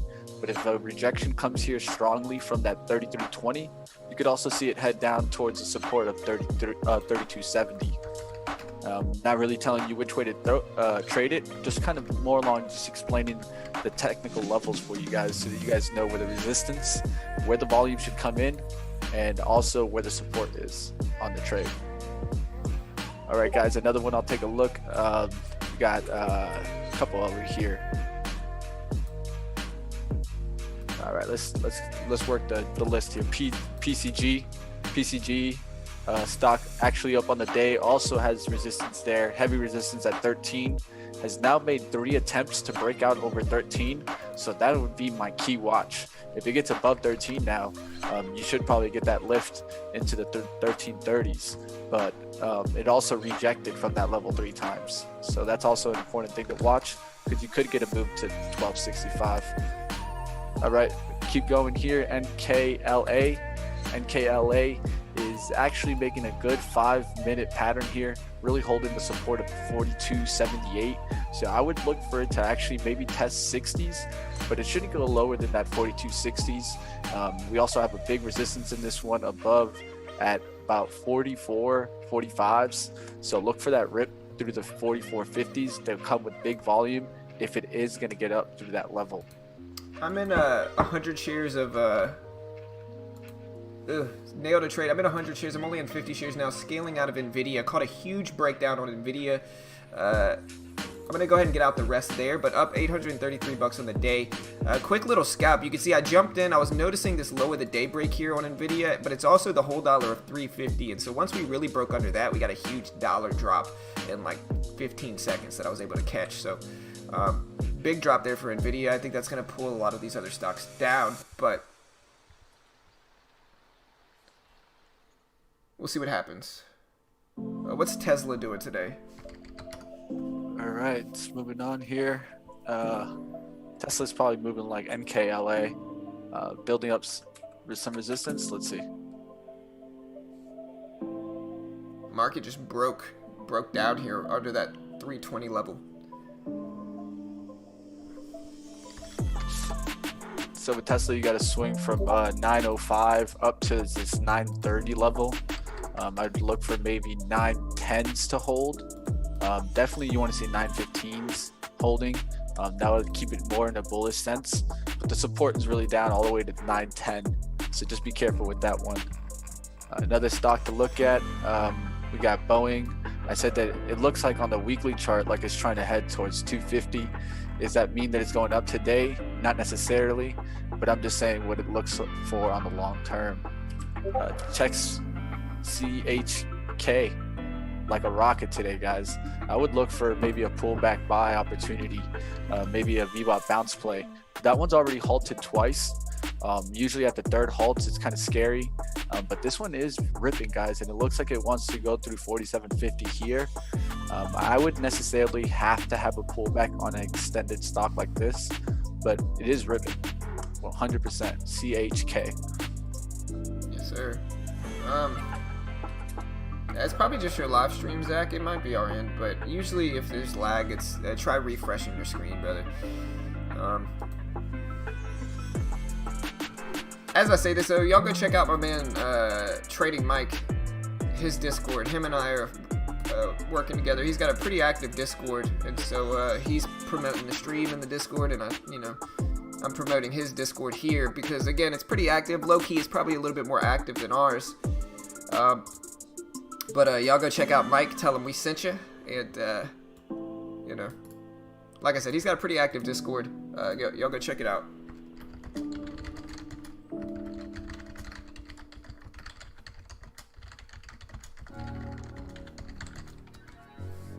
Yeah, here's the Discord link right here. Y'all go check out Mike's Discord. But yeah, I'm looking at CHK here. The big level I think is 45. So if we can bounce at 45, it might get interesting. Just a huge range there. Snaps breaking down, so maybe it was a good thing I sold at the open. The SPY itself, so if the SPY breaks the lows here at around 320.15, I'm going to start shorting some other moves just because SPY breaking lows is going to drag a lot of other stuff down with it, and so that's what we're ultimately looking at right now.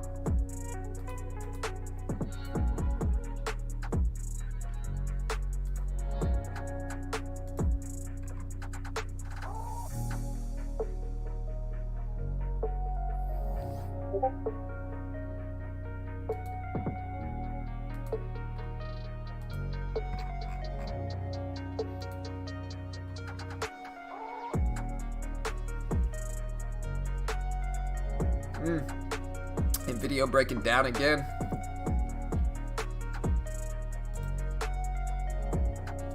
And like I said, guys, don't forget to subscribe. We do this live for free every single day right here on YouTube.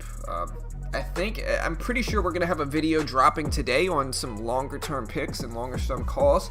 And so I'm pretty sure we're going to have another video dropping on this channel today. And so we got a bunch of content that's going to start dropping during the week here as well. And, eventually we're going to switch over to the dedicated live stream channel. I did want to ask though, so it's like, I know it's been a little bit confusing. What would you guys prefer here? Would you guys prefer that we stayed and uploaded all the content on this channel, or would you guys prefer a dedicated live stream? And the reason for the dedicated live stream is because we don't want to over push content here. Like if we post too much, it will actually hurt our views. And so with that, we were thinking about doing a channel just for live streams and then another channel just for uploads. And I think that makes a lot more sense. But again, I just want to do what everybody wants us to do. I don't want to discourage people from being here. So let us know how you feel about that, if you would rather us just upload everything on this channel. In the end, though, guys, we're going to test it this week and see. We're going to be uploading a lot of weekday content here and content on the weekends, and we're going to see how that affects our views. If it ends up hurting our views and videos don't get that many plays, then we're going to make that switch. But I do want to see what everybody else would prefer here as well.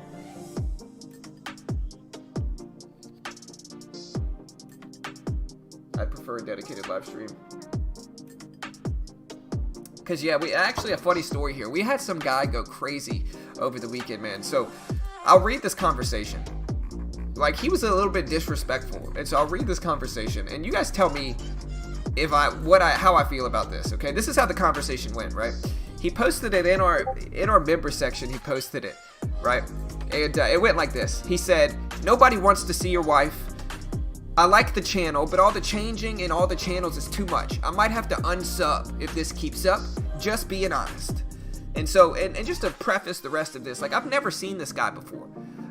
And so I said, that's fine, but I've never seen you comment or anything before, bro. I said, we're creating a dedicated live stream channel so we can upload more content. So it's just going to benefit everybody here anyway, because we're going to be able to put out more content. Our supporting members understand that and support what we do there.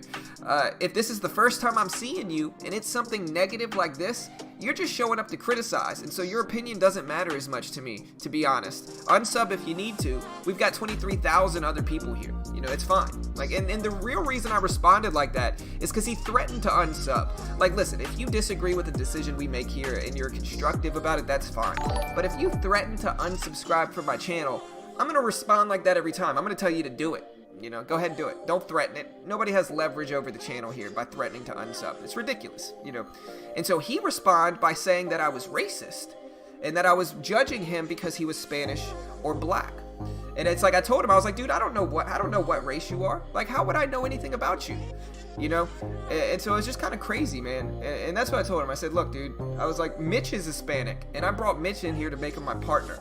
But, like, that's what I had to deal with over the weekend. It just made no sense, you know? Let me know how you feel about that, guys. But it's a funny story. That's what I was dealing with this weekend.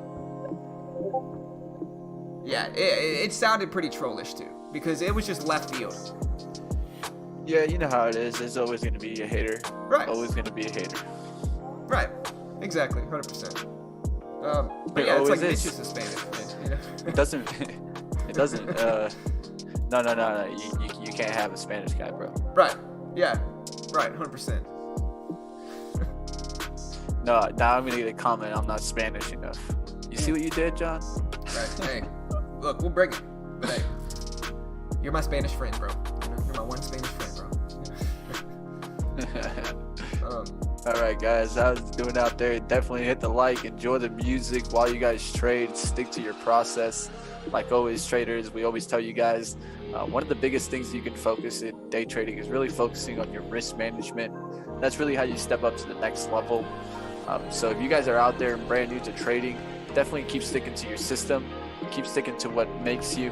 And like we always say, don't let one day break you. Don't let one day make you. One of the great things that you guys can really start doing if you're getting into trading is really start doing all the research that you can.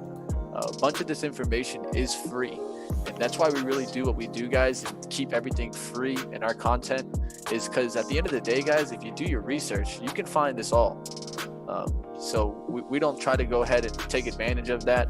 I think that's one thing that is definitely common in this industry, is people taking advantage of what I would call free resources. So definitely keep with us, guys. Hit the like, hit the subscribe, as we continue to give you guys all the free content, all the free information that we can, and that's really what we do here. Yeah, 100%, Melissa. It is for sure. 100%. And it's like, listen, that's a character flaw on my part, and I could be objective about it and be like, yeah, I pay way too much attention to the haters. Right. And like I said, it's a character flaw on my part that I can be honest about. It's just like, you work really hard on something, you know, like you're super passionate and you work hard on something. It's hard not to defend yourself. You know what I mean? Like, in the end, I got to learn to just ignore them. And that's something that I'll work on for everybody, just because, again, like, I can understand that's a character flaw on my part for sure. 100%.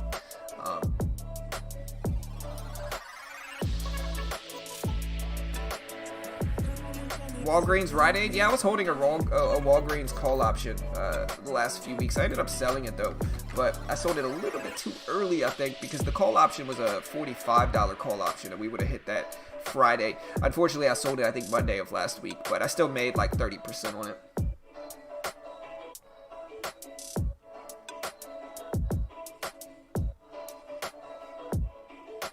FRSX. I'll take a look for you. I got you, Gene. No, you don't throw too much in there. I'll look out for you.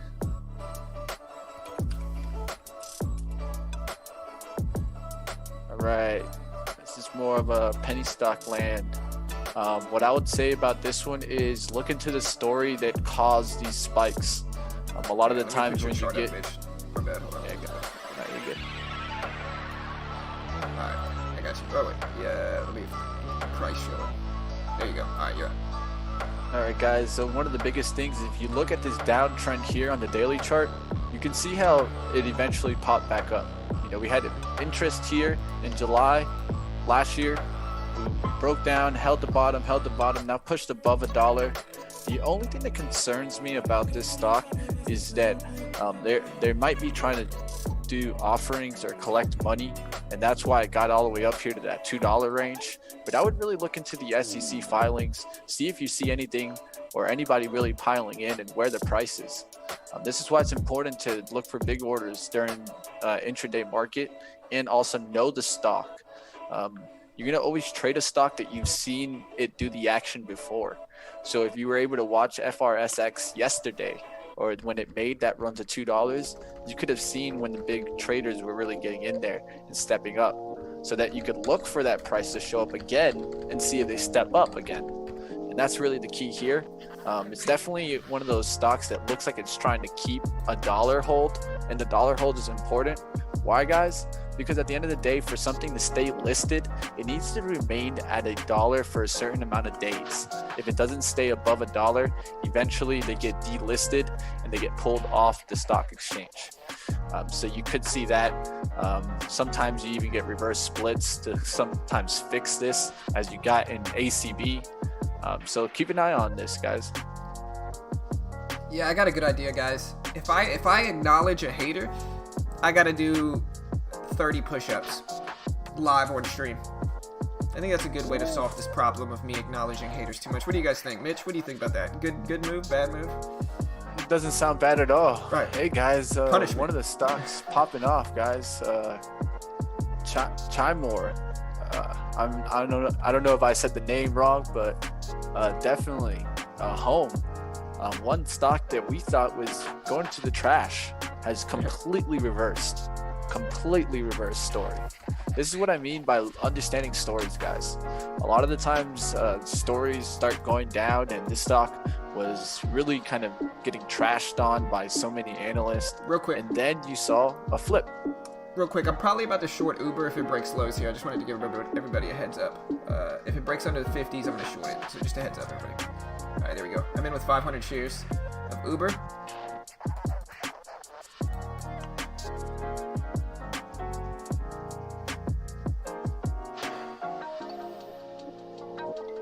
All right, we're at 49s. Getting pretty close here. Sorry, bro. Let me put this up real quick. 52s. Don't worry, guys. There's one motion I practice all the time, and it's just up and down with the right hand, and some say you pass it on the left. What? I'm in Texas, bro. Don't taunt me over here, man. You know. Well, you were talking about push-ups over here. I'm talking about what I'm working out. Yeah. I mean, hey, listen, one day Texas will do it. Like I said, my issue in Texas is everybody's like, freedom, you know, Texas, freedom, you know. But it's like, oh, but we're not going to let you do what you want, you know. But freedom, you know, ridiculous. All right, there's 49s, 48s. All right, we're break even here, 47s. Let's see if we get this breakdown here, guys. 500 shares of Uber, 47s. We're up $5. 43s, there we go. All right, I'm gonna take half off there. I'm holding 200 shares left. Nice. 37s. We're not gonna scale out anymore. We're gonna try to get out at 35s or so. There's 38s.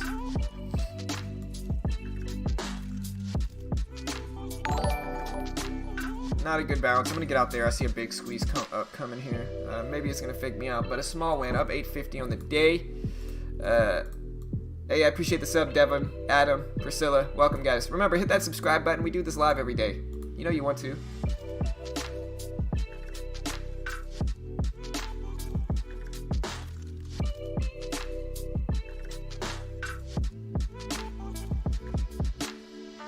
I say random comment generator for a free stock. Let's see, 30 then.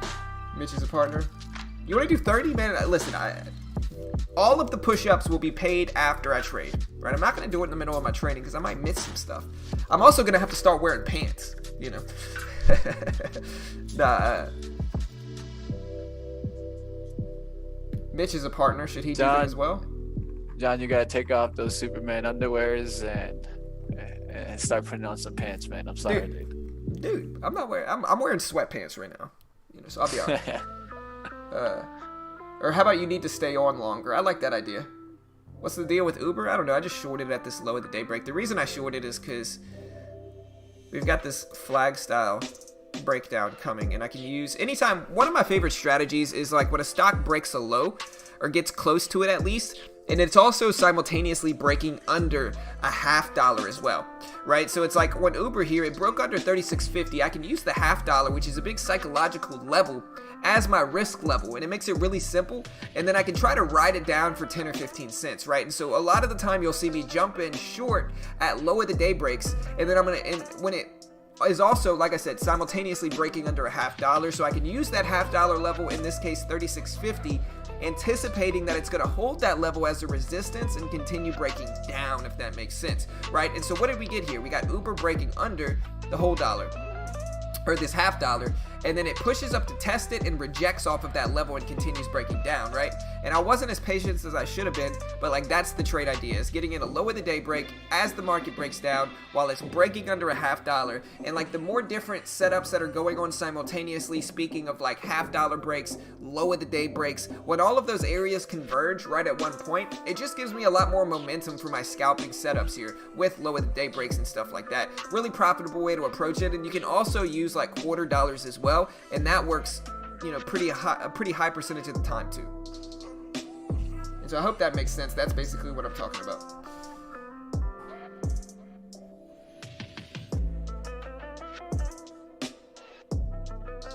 Hey, later, Sid. Sorry, brother. All right, John. One stock that you mentioned earlier to keep an eye on for an eventual kind of this kind of fake out to break down, and then come back strong through the VWAP is Snap. Snap looks like it's trying to hold that bottom there. Definitely has a support underneath it at the 2028. So I'll look to see if it can get back above the 2050s, but it looks like it could start getting some volume here. Daily pullback has it pulling back there, kind of in that area. So let's see what happens here. If it breaks that area, it could go down through the 20. So that's at least kind of the risk measurement here. But it does look like it has the potential to get back above 2050.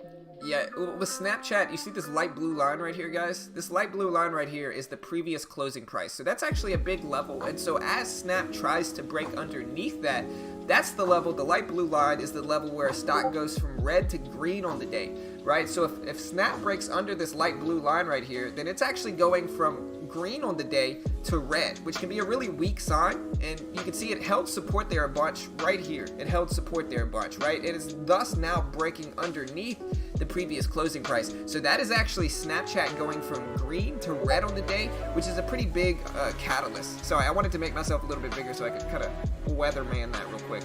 But yeah, that's an interesting dynamic to watch for Snap as well. Roku's actually breaking highs here too.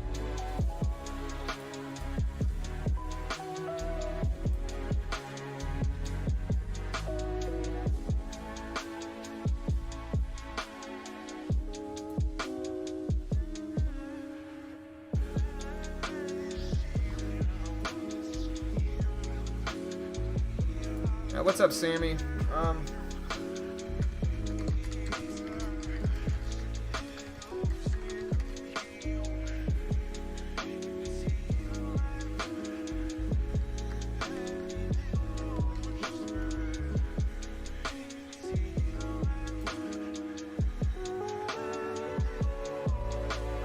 Alright guys, so yeah, look, and like I just said, team, an interesting dynamic here is like, look at Snap now, right? So Snap holds that previous closing price a bunch, right? When it finally breaks under there, look what happens. It gets a huge downward move. Again, if you want this previous closing price, we actually have a Thinkorswim script in our Discord, so you can have it automatically documented for you, right? We have a previous closing script that automatically documents it for you every day. So every day it automatically documents the previous closing price on stocks, right? So if you want that script, join our Discord. I'll post that link here as well. here, let me post the Discord link so you can check it out. Just go once you do join. If you do join our Discord, go to the channel that says Thinkorswim Script Share. It says like TOS Think Share, Script Share. Sorry.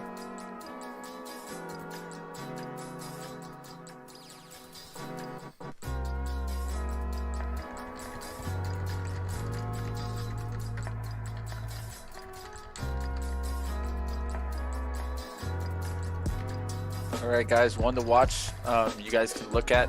It looks like an interesting chart right now. At least I'm seeing a lot of volume traded on it is Macy's. And that's M, guys. What do you think about that chart, John? Hold on 1 second. Looks interesting as we keep holding VWAP. I think if it does crack that eventually, it cracks that 940, could maybe get a breakdown towards that 910.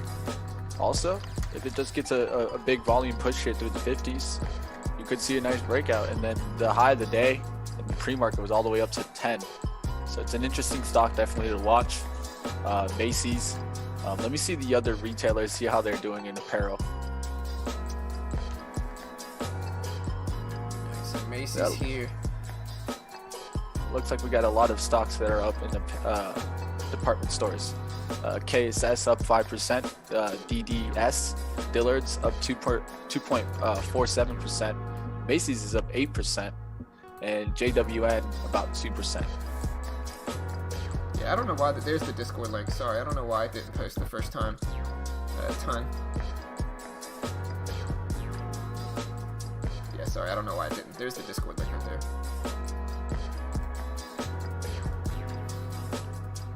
So Macy's, yeah, Macy's doesn't look bad for like a VWAP bounce. I would just use this level here as my risk, so like 942 or so. That's also the opening range high, which is something I really love to do. Like one of my favorite risk levels for VWAP bounce positions is this opening range high right here. So like you see this opening range high, you see exactly where it pulls back to on Macy's. And so that's a strategy. This is actually the strategy. I call it a rebound bounce setup. It's the same strategy I taught Carol over the weekend. So if you didn't catch this weekend's video, we did do a video where I taught Carol how to trade. In this video, I went over everything I showed her, like the different nuances and dynamics and concepts of trading. And with that, you know, it was really fun to show her. So if you want to check out the video, here's the link. And yeah, it's a pretty fun video. Starting to see some weakness. One interesting one to watch. Still Snap holding that level that we talked about.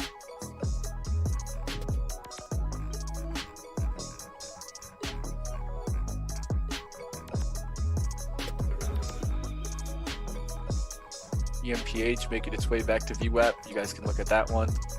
That one's faded twice. Would look for a third fade here, but the kind of the stop level is about 20 cents level above it, 54s. Potential move down to 53s if it does break down. But EMPH on the daily has a support below it at 50 and the resistance above it near that 55. So look, there's the bounce in Macy's. Maybe I'll take a little bit here for that rebound bounce setup. I think it's a little bit too late, but I'm gonna take 500 shares at 46 here for Macy's, and we're gonna use a risk level of 42. So it's actually a very tight risk. It's about a 4 cent per share risk, about $20.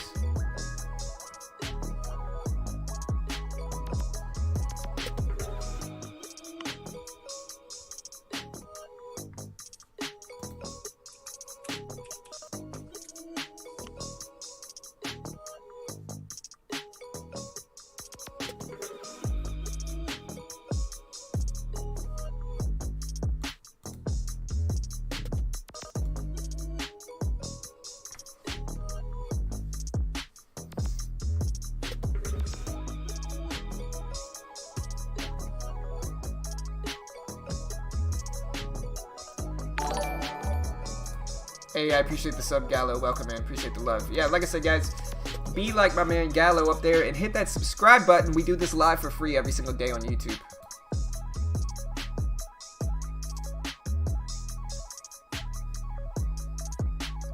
All right, another interesting one to watch. Put in 3 tops. LVS now. It actually has 4 tops at 54.42. Just want to point that out. SPY breaking lows here. I might short into Snap, take it on the opposing side now if I can. Let me put up 2 windows so I can take 2 trades at once. But I'm looking at Snap here because I think it's going to drop some with the market. I might take like 1,000 shares here of Snap if we could plan to ride it down.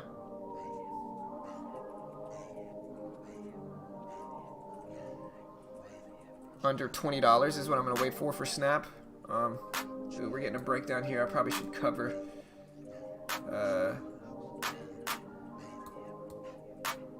Trying to be patient here on this last little bit for Macy's.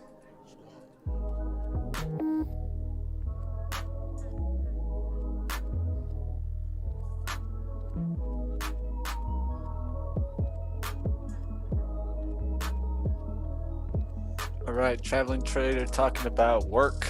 The work. All right, let me check it out. Work. This is the classic story of a stock that had really good investor interest before their earnings, and then when their earnings came out, what ended up happening is people stacked in before the earnings because the expected earnings was positive. And sometimes this happens with a lot of stocks. I see this, especially if it's a technology stock, really good sector for it to have already a positive catalyst in it. And then the traders got in there before it broke out through the $32. It broke out to 40. They were selling up there probably in the 38s, and now it's back down towards 31 and trying to hold 30 as a support. I would really look to see if you get traders to break it back above 32, because back to 32, the daily chart looks like it wants to go back to 40. But if we break 30, we could get all the way down to about 28s, 29s before we find another support. Yeah, so I'm holding Macy's here with 500 shares. Anything under 940, I think I just got to exit. I'm still up huge on the day, and I'm waiting for Snap to break down. Like I said, if Snap breaks under 2020, I might scalp 1,000 shares. I want an ideal profit target down at 14, so about 80 cents. I'm probably going to have to exit this one very, very soon. Yeah, I'm going to get out here. I just don't like that one anymore for Macy's. The next move is going to be on Snap here, SNAP. And again, if it breaks under this 2020 low, I'm going to short into it with 1,000 shares. So this level here, right? We break under this 2020 level, I'm going to scalp it. Try to take profits as fast as I can. And shout out to my man, Zebra. Appreciate the love, brother. Welcome in. Hey, appreciate it, Gallo. Hey, thanks, brother. Yeah, we day trade live on stream every day, bro. So, you know, come watch us trade. Yeah, we're not experts. We're not gurus. Like, we don't sell a course or anything like that. We just try to teach people what works for us, and it might not work for you. You know what I mean? So, our biggest thing is, like, we're not experts here. Like, my account right now, though, has about $9,583 in profit. After today, I should be over $10,000 in profit. I'm looking for AMD, so yeah, Snap ripped up, unfortunately. I don't know why it bounced like this, but with that said, I'm not going to enter it now. Another one I'm looking for is Roku. Roku had a beautiful flag breakout. Look at this flag on Roku, guys. Beautiful flag breakout here. This is like a perfect flag. Look at this. So you have the pole here. Here's the pole. Right, and this is why they call them a flag, if you guys can't tell. Like, look at this. Perfect flag on Roku. Huge rip. With that said, though, if it pulls back to this 107 level, I don't mind scaling into it for a long setup here. And we'll see what happens there, but that's what I'm watching on Roku. But a perfect flag setup. I think people are taking profits into that move now, though.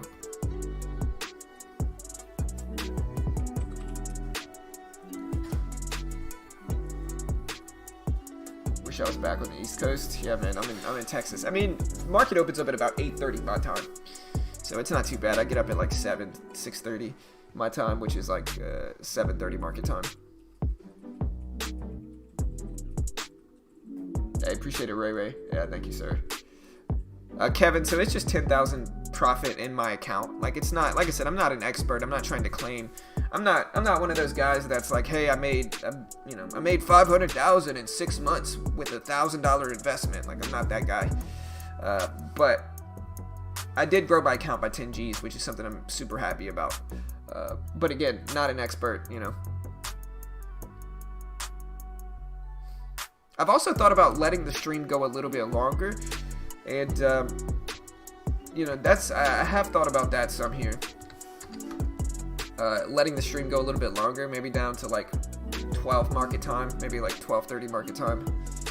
Or I could do what everybody else is doing, which is scanner streams. I could just leave the scanners up and let people vote on what kind of scanners they want to see. Huh? Yeah, you want to come say hi to everybody? Hey guys, it's the legend. It's Jack Attack. Come here, bud. My name's just Jack. You good? I know. Just Jack, actually. Wave to everybody. Say hey. Hello. What you been eating, man? What? What you been drinking? Gatorade? No, but I just drunk juice for... Oh, juice. That's what it is. All right, dude. Later, brother. Tough boy? Crew. That's right. Tough boy? Crew. Tough boy? All right, crew. All right, get out of here, tough boy crew. Sorry, my son started a unique club called the Tough Boy Crew. It's my son's very prestigious Tough Boy Crew. All right. We're gonna see what Snap does here. Like I said, I'm waiting to see if Snap breaks under 2020. Really interesting chart I'm looking at is EMPH's chart. I just like the setup. Looks interesting for sure. Yeah, 100%. If you look at that EMPH, man, it's just holding resistance right at that VWAP. Has the 200 moving average right above it. So I think that's actually causing some downward pressure here. Of course, if it gets above 200 moving average, it could start getting strong. But if it just holds that and continuously holds that, it could knock right back down towards the support. The support is all the way down to 53, and then below that, you even got a further support at 52.50 the low of the day. These are the ones that I like. Just to alert everybody, I'm in CCL with 400 shares here. I'm going to use the whole dollar of 24 as my risk. See if we could break down under the 80s. We did break this low right here, but we didn't quite hold underneath it. So we're in with 400 shares here. We're going to try to ride CCL down to about 72, maybe down to like 60 if we can. I'm break even in it now, down at 85s. And we just want to see it break and hold underneath 85 if we can. Because you can see, this is the level that I'm really attacking here. Which is right here. There's 84s, so first time I'm green in the trade. 83s, 82s, okay. 70s, beautiful. I'm going to take half off there really quickly down at the 70s. And then I'm going to hold 200 shares to see if we get a nice breakdown. Again, down to like 60 would be ideal. Maybe a little bit more if we can. Kind of a break-even day for me, though, to be honest, guys. If it wasn't for my big swing trade over the weekend, I'd probably be about break-even right now. I can't remember how much I made originally on the swing trade, but it was close to where I'm at now, unfortunately. All right, nice little breakdown here, though, and I'll probably hold the rest break-even on this. And we get up to 87s, I'm out. Yep, out. So up 18 on the day.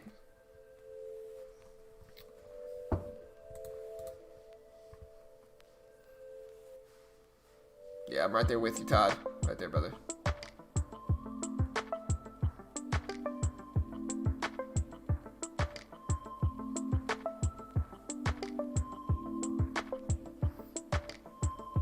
Can I go over this trade? Yeah, so this is actually a strategy that I talked about a lot in the weekend video I put out. And basically, the way the strategy works is that you're just looking for a low to form underneath the VWAP area, right? So you can see the low that I traded off of here. It was right around 85 or so. This was my risk level, but the low I was looking for a break of was right here, right? So it was right around 85 is where I got filled, but the low is actually right there at like 90. And so you have this low, and if you extend the low to the left here, let me find out how to, yeah, if you extend it to the left, you see there is a bunch of confirmation earlier in the day as well. There's 72s. Maybe I should have held a little bit longer. But you see a lot of confirmation on this low that forms underneath the VWAP. And so when the stock actually breaks underneath this low, I'm just trying to scalp the quick like momentum move. And the reason a lot of the time you get a momentum move like this when lows like this break is because some long traders are using this level as their risk, right? Like you can see a really confirmed level here at 90s as your risk. A lot of long traders are using that as a risk, and so when that level breaks on the downside, a lot of traders are actually consequently jumping out of their position on the long side. Plus, short traders like me in this instance are going to be jumping in because that's a big low break and trying to write it down a lot of the time to like the previous low of the day down here at this 53.50 level. So that's probably the range I should have attacked, but that's kind of the trade in a nutshell. It's probably one of my favorite short strategies right now.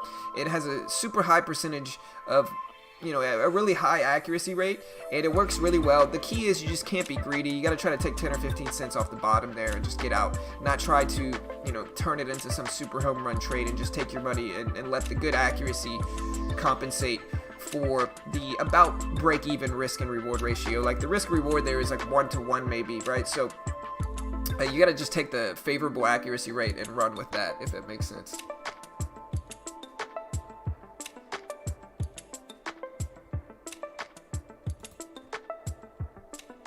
So with that, another one I'm looking at now is AMD actually here, and this is what I call a fake out fade position. Alright, so we have AMD here. I can use 500 shares here. I'm going to jump in right here at 68, and I'm going to try to risk off of 80 here. Maybe not that much, that's probably a little bit too much. Maybe I'm going to risk off of 75 actually. And so I'm going to try to cover some down at this 52.60 level, and it might work, it might not. But that's what my plan is. Over 75, I just got to jump out, which we're about to hit and close to exiting.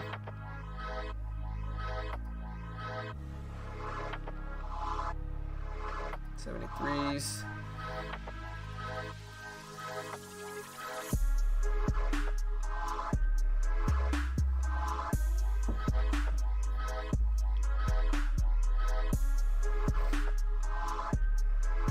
Alright, like I said, my hand's over the cover button. I'm probably going to get out of this one. I just got to get out there. Too much of a squeeze. This is kind of... When it doesn't work, it's going to squeeze me up like this, unfortunately. And I do think the SPY's bouncing some. And as I say that, I should have held CCL, I think. Just bad management maybe on my part.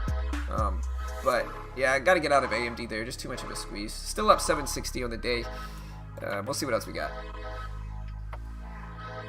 Yeah, I don't know if I'm going to hit that now. I don't want to take too much risk and give back my wins on the daytime. I'm up a huge amount already today, so like that's the biggest thing is I don't want to take a monster crazy risk.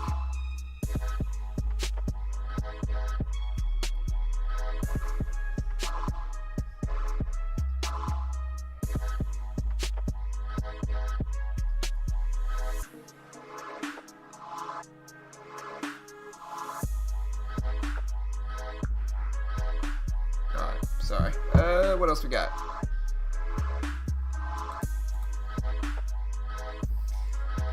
Yeah, I just don't want to give up my wins. Can I go over my snap trade? Yeah, I got you. So my snap trade was one of my favorite recent trades, and I can go over this. I can go over this really quick. So I'm going to clear these drawings here, and I'm going to review my overall snap trade from this weekend, right? Now, I was watching Snap in Power Hour on Friday, and the level I entered it was actually here at this VWAP bounce, right? So we had Snap. The reason I initially got in was that it was maintaining above the VWAP, respecting the VWAP fairly well. Sorry, my son's making noise. But yeah, it was respecting the VWAP really, really well right here. And so I ended up getting in at 1980 for Snap. And eventually Snap actually ripped up and broke... eventually Snap just ripped up here and broke the whole dollar of 20 right here, right? And so when Snap broke the whole dollar of 20, I let it work a little bit. And when it was up here, I started to look at the longer term chart, right? And this is a good example of a range. Number one is that Snap had recently broken over this high right here, which is right around 1980. So this 1980 level was actually pretty significant. You can see this 1980 level was the high, all the way dating back until, let me look a little bit longer. Yeah, it was the high of the last year at least. Let me find, and it was really the high of the last time it broke this level was back in February of 2018. So this was the high of the last 2 years that Snap broke over. And so once Snap did that, and I noticed that it broke over those big levels that were a little bit longer term, I decided to let it work over the weekend, anticipating a possible move up. Now, I ended up covering my position at around 2040 into the open this morning, and so I made a little bit more with this swing trade, and then as it started to drop below 30, I just exited. And so I did make some money holding it over the weekend, but that's why I decided to ultimately do it, is because it broke over the highs of the previous last few years. And so that was a pretty big high break for Snapchat there, and that's ultimately why I decided to do it.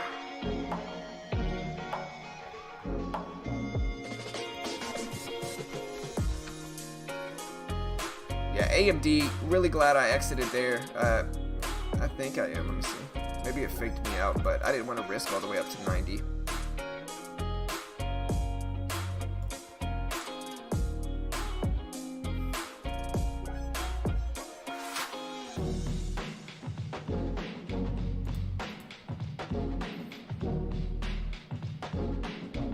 Hey, thank you, man. Thank you, James.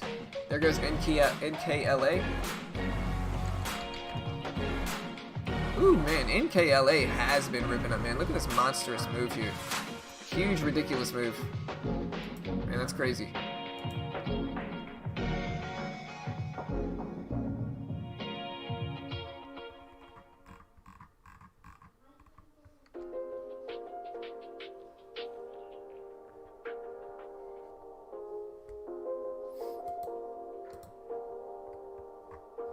Do you think airlines and cruise will see a major dip?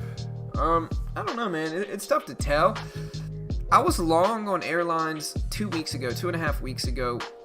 I've already taken profits and sold all of my positions there, so I don't really know what it's going to do from here on out. I could see it going up a little bit more, but I've already made a huge percentage win in both of my accounts with that, and so we'll see. I'm not in love with any of them, to be honest. Hey, I appreciate the sub, David. Welcome, man. Appreciate that. Thank you.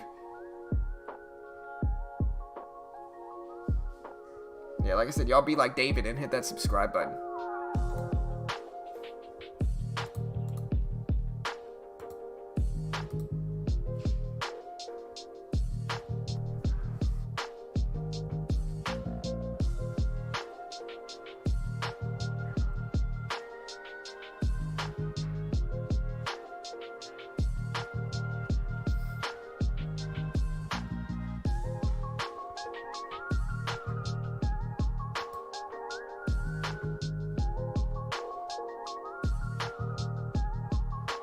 Yeah, I got it, $232 to go. Yeah, we'll see. I'm being patient. I'm looking at Carnival, though. If Carnival breaks lows, I might short into that one again. It's probably looking like the most interesting one to me. The problem, though, is that the market is ripping up. Maybe it's trending against the market, which is kind of what it looks like, but that's the only thing, is that the market's pushing up. If you look at CCL here,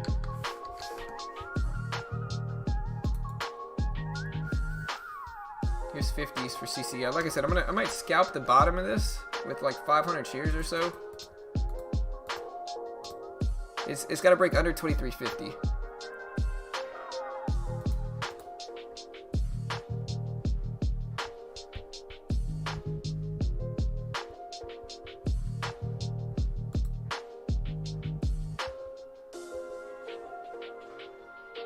All right, here it is. Here's 57s for CCO.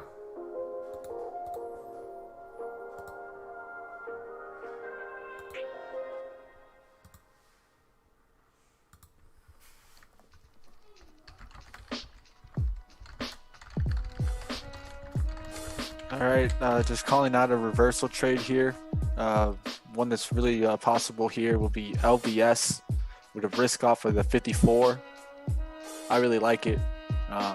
Tight risk, good risk to reward. We'll see what happens. All right, so there's the breakdown. I didn't quite get the big move I wanted. I missed out on a little bit for CCL, but I just jumped in with 500 shares. I don't mind adding a few hundred shares back to this one as it bounces back up. Ideally, I'd like to see another candle form under this low, though. And so we got about 10 seconds. If we can hold under this low, I like how that is going to look if we can get another candle to form underneath this low for CCL. But I jumped in short with 500 shares. I'm going to scale out as soon as I can here. If we can get a breakdown to like 35, ideally I could scale out. All right, so we did form I'm gonna be very strict on this last little bit, see if we reject it to $0.50, because like I said, this is another example of using that $0.50 level as a risk, although CCL is just worst case scenario here. Squeeze it up, and about to get out. 57s. I'll be a little bit more patient with it, but big squeeze here for this one.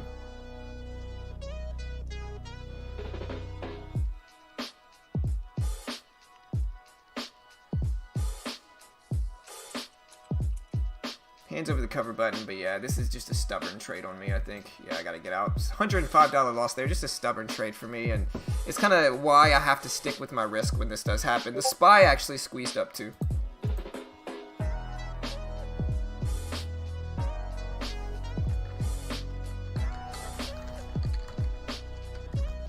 Where did you get the foundation knowledge, and how would you recommend educating yourself?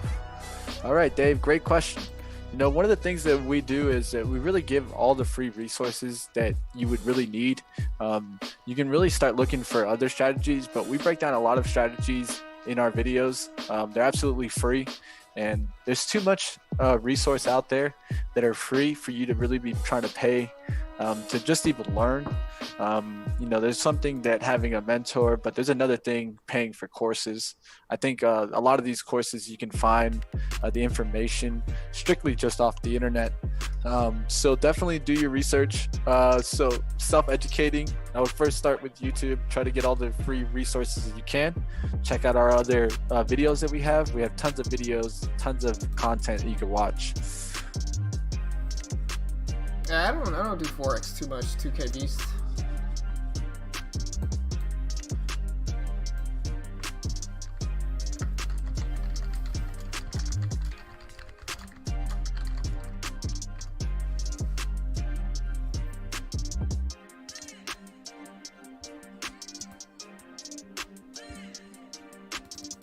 Alright, I'm gonna try CCL again. If CCL breaks this low under 50, I'm gonna try it one more time.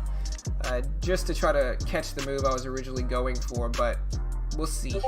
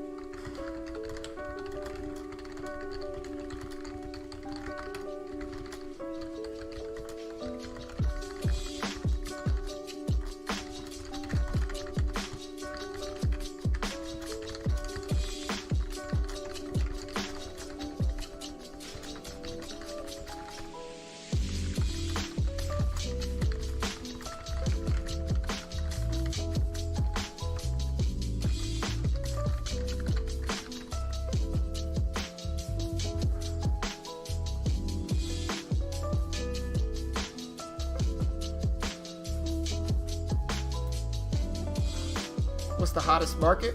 I don't know, man. Yeah, I mean, I'm not much to do that. Yeah, I'm gonna look at it, Todd. We'll see. We're bouncing back up, though. I'm just gonna wait. Yeah, I got you, Daniel. You want my trade ideas? Yeah, y'all go check out trade ideas as well. Super dope scans. I'll post this link here and some of the benefits of using trade ideas, just to give you guys a heads up. Like, look how cool this is. So, like, regardless of how you trade, right? Whether you want to see earnings, it'll break down exactly what's going on with earnings. You can look at account builders, so you can look at trades that might be able to build small accounts. You can look at pre-market data and see the different pre-market sections. You can look at alpha predator.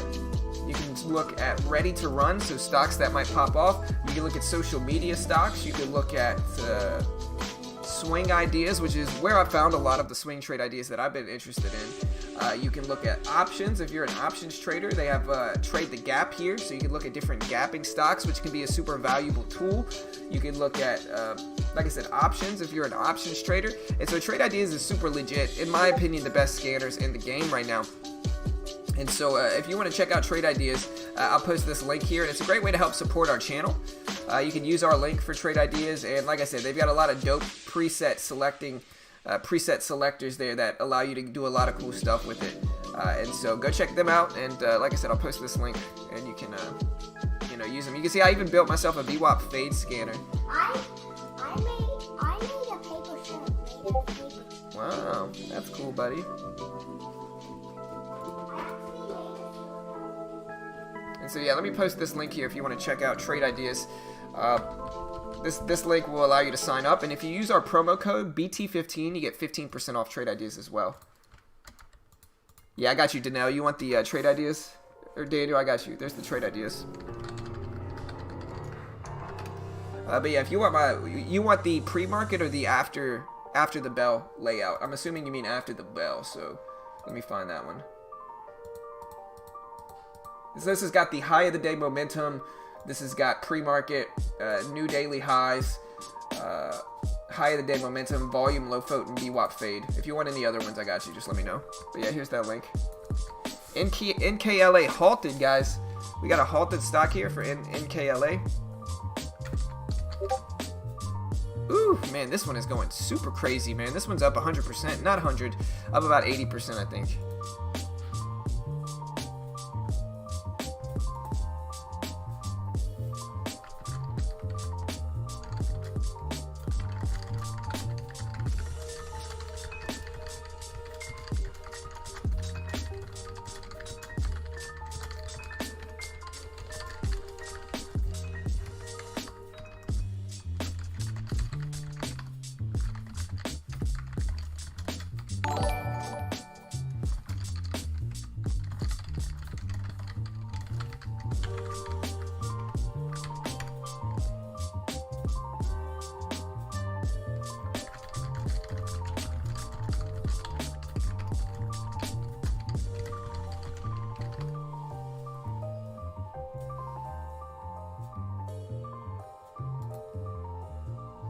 What's up, MT? Yeah, I mean, I'm not, that's a little bit too risky for my account. Like I said, I'm up $1,000. I'm up like 10 G's in my account. Like, I'm more of a slow grinder type of person, brother.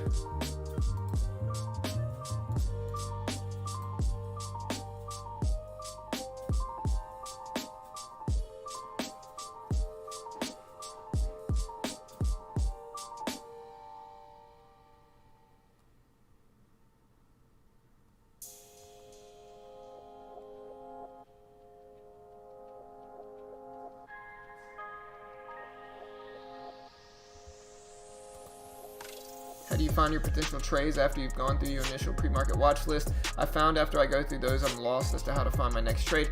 I mean, here's the thing, David. It all depends on your strategy, right? Like different strategies are going to work better on different stocks, right? So you got to find your strategy and then figure out what stocks your strategy works the best on, right? Because your strategy is not going to be universal. Most of them are not, at least. I haven't found one that is. And so with that, it looks, with that, you're going to be able to learn how different stocks move and find the ones that work the best for you specifically. And then once you do that, and that has a lot to do with like back testing stocks, right? But once you do that, you'll have like a list of stocks that consistently put in solid strategy moves for you that work well with your niche, with your system, with your strategy, and you can watch those. And then obviously there's going to be outliers sometimes. NKLA has resumed here, guys. It's back down to 58. So NKLA has resumed. It went up to 61.58 here, and it's back down to 56. So it is gapping down on this halt for NKLA. Huge moves this morning. We'll see what happens here, but it is tradable for us on TEFs too, so interesting. All right, Diego. So what does it mean when a stock has been halted? It means that it's going up so fast that it's broken what they call the circuit breaker. So one of the things that the stock market does is it wants to kind of hold the volatility. The only thing that can happen here is that at the end of the day, it wants to give traders a couple minutes to really assess the situation, so that either if you're in the hurt, you're in the red, you can figure out if you want to get out, and also if you're in the green, you could also be figuring out, hey, maybe this is a place to take profit. And that's what a circuit breaker halt is. All right, so I'm gonna short snap here, anticipating a low of the day break. I might even get another 500 shares here. Anticipating the low of the day break with Snap, I'm in with 1,000 shares for Snapchat. And like I said, we're gonna see if we can get a low of the day break down to like 20 would be ideal. The whole dollar of 20, that is.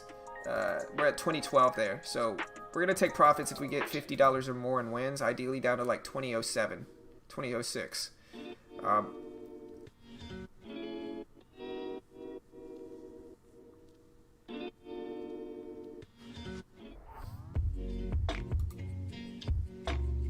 Alright, there's 2011s.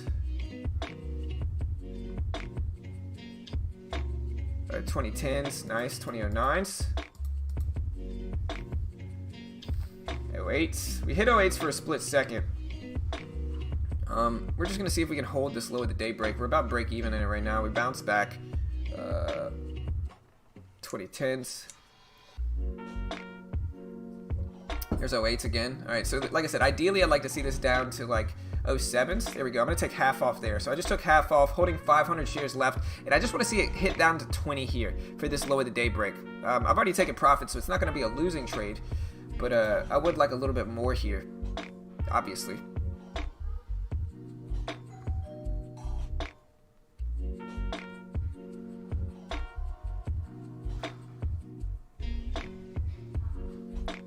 Who's here? Hold on. Hold on, guys. Somebody's not ringing my doorbell. Hold on. Ding dong. All right, guys. If you guys want to go ahead, I'll take a second here, guys, to let you guys know about TradeNet. TradeNet, what it does is it gives you a funded account package. It's really for outside of the U.S. members now. It's going to go ahead and give you a funded account program that you can go ahead and start trading daily. The intro gives you as much as 14,000 in buying power. And the really great thing about I saw the milkman joke there. But the really great thing about TradeNet is that it lets you trade long and short, gives you cheap commissions, and also gives you a professional course to go ahead and learn some. A lot of you traders are looking for the best bang for your buck. So if you're outside the US, definitely check out TradeNet. Yeah, for sure. I think like people hate on TradeNet, but like realistically, it's the cheapest way to get started, right? If you trade in mid and high caps, there's not that many penny stocks to trade, but like objectively speaking, it's super cheap. Like I said, for $400, you get 14,000 to trade with. So a super cheap amount, or a big amount to trade with once you're approved for the funded account program. And again, they only accept people outside the U.S. now. So if you're in Canada or you're overseas, you can sign up, and it operates like a prop firm. And so you get the base package for $399. Once you're approved for the funded account program, you get 14K to trade with no PDT rule, and you can short stocks, and that's actually the platform we're using. And the way it works is there's a 70-30 profit split on profit you make, and there's a $700 max loss once you're approved for the funded account program. But again, you're spending $400 to be able to lose $700, so you're getting almost twice as much to actually lose, and so the risk reward is good. You're getting a ton of buying power relative to what you're actually paying for it, and it comes with the actual package comes with a course and a demo account and access to their chat room. And so again, objectively speaking, I think it's a really cheap way to get started. People hate on them, but I just don't think there's a cheaper option for new traders that are looking to get started where you can risk a lot less than you normally would. I think most new traders are just going to lose. It doesn't matter where they go. And so if you make a new trader save up thousands, they're just going to lose thousands for their first account. And I think that's where TradeNet makes the most sense, because you can risk $400, get to trade a live funded account with no PDT rule, and actually be able to short stocks. And again, I just think that's super rare. And so yeah, there's the link if you want to check that out. What we should do in the US, I mean, I don't know for the US. I've been using Webull. There's CMEG group, and I might try out. Would you guys like to see me try out CMEG group? That's something I'm considering here as well. But yeah, they just need to get rid of the PDT rule, man. The PDT rule is absolutely ridiculous. It's just super difficult to be able to actually learn day trading, because like the reality is day trading is about experience, right? So like you have to, one of the things I went over in the video from this weekend, one of the things I talked about was conditioning, right? Like you have to condition yourself to make the right decisions in trading, and that takes a long time. That's not something that people generally pick up very quickly, and it's one of the reasons it takes so long to learn how to trade, and most new traders end up losing because you have to condition yourself to exit when you should exit. And even I still make mistakes, but if you do it over and over and over and over again, it's going to become more second nature for you when you're trading to follow that trading plan you give yourself, and it's going to become a lot easier. And so with that, it takes experience. It takes time to really learn how to trade. It's not something, no matter what course you take or what service you buy or what account or broker you use, right? It's still going to take years for most people to be successful. And the reason it takes years is because, again, you have to condition yourself to make the right decisions. You got to do it over and over and over and over and over again, right? You have to practice enough to where the right things become second nature, and the wrong things you're automatically not going to do the wrong things because you've done it enough. Repetition is so important in trading, and just teaching your brain and conditioning yourself to do the right thing, that it takes a long time. You know, it takes a long time to actually learn how to do it well. And that's why most traders lose, is because they don't spend the time conditioning. They jump in with 500 or 1,000 shares when they should be trading with like 100 shares, and they just end up losing a ton of money and giving up because they're trading too big as a brand new trader, right? And so it is what it is, but it's like that's why most traders lose, right? And listen, it's also kind of it's also super difficult to really get started in the trading space. Hey, I appreciate the sub. FX and Crypto and David, thank you guys. It's also super difficult to get started in the trading space because it's like, as a new trader, when you Google day trading, what do you get, right? You get, I just turned $1,000 into $500,000 in 6 months. You know, so a lot of people think they're just going to join, and by buying the right course or service, they're just going to get rich in the market. And in the end, they just end up losing money, and that happens to almost everybody, right? The reality is, most strategies, content is publicly available for free already. And it takes a long time to learn, man. It takes a long time to learn. Hey, I appreciate the sub. Everybody, I appreciate the love team, appreciate the support.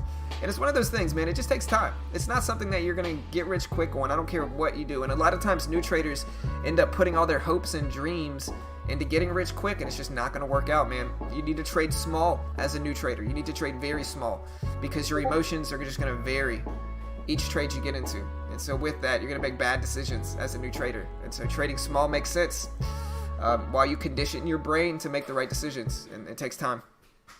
Sorry for the rant. All right, traders, like always, definitely stay tuned. We're also going to be trying to put out a video today on great investing tips. One of the biggest things is I'm going to be looking for more of how to relate stories into cheaper stocks for you guys. I know a lot of you guys like to trade these cheaper stocks. So one of the best things is to start understanding on how we can really approach them. So look for that video out later today. And like always, guys, hit the like and the sub. Yes, sir.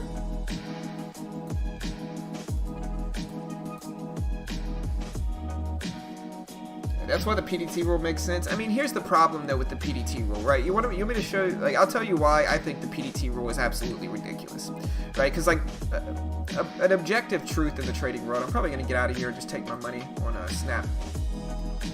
But an objective truth in the trading world is that most new traders are gonna lose, right? Most new traders are just gonna lose. It doesn't matter what course, what service they take. Most new traders are gonna lose their first 1 or 2 accounts at least. Right? Nobody wants to believe that. Everybody would like to pretend that they're going to get rich quick and that they're going to be the outliers in that group of traders that does actually do it, which is mostly luck if they actually succeed in the beginning.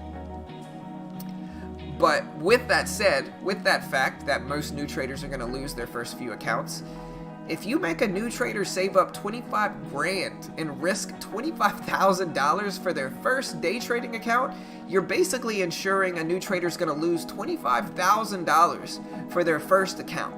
You're going to make them risk way too much money when they first get started. If you're going to make them save up just so they can actively day trade and gain that experience. You can say, well, they have more room now. No, they have more equity to lose is what they have, right? They have more to lose, you know. And so with that, that's the last thing I recommend anybody doing is saving up 25 G's. I'm gonna get out here and just take my break-even small win. Or no, wait, sorry. Yeah, I'm gonna get out of here and just take my break-even small win on Snap. We'll see if we can find anything else. But yeah, you're basically ensuring that a new trader's gonna lose 25 grand most of the time, right? And sure, there might be some outliers and they might have more room, but what new trader has risk management? Very few of them that I know have any type of risk management. And so if you give them 25 G's and you let them loose with 25 grand to actively day trade, you're basically just going to make them lose 25 G's. And that's why the PDT rule makes 0 sense, because you're basically going to cause a new trader to risk way more than they should as a new trader just to be able to actively day trade. And people could say, you could say, oh, well, they shouldn't actively day trade, but then they're never going to gain the experience, right? Like you can tell them, oh, day trade 3 times a week. That's going to take them years and years and years to get comfortable day trading because they can only do it, they can only take 3 trades a week. You know, in the end, it just makes way more sense to allow them to trade a small account actively.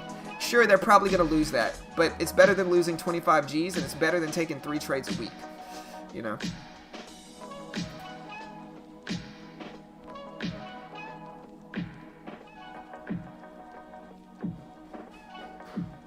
I mean, even when your demo is profitable, though, is that your emotions are vastly different on a real account versus a demo account. Like, no matter how much you try to emulate real money with a paper account, it's never going to be the same.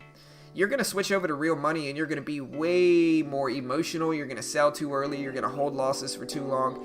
You're just going to be struggling, man, with real money, right? And so it's like, yeah, you can try to pretend a real money account, or you can try to pretend a paper account is real, but in the end it's not, and your emotions are going to be vastly different when you actually trade with real money. With 1 share of real money, your emotions are going to be vastly different. Because, like, let's all be objective here. Nobody cares if you lose on paper. You can be strict with yourself, that's fine. You might care a little bit just because you want to show consistency and stuff, but like, in the end, you could lose 100 G's in paper and just be like, you know, it's paper, right? You switch over to real money, your emotions are going to be far different. Yeah, 100%, Tyler.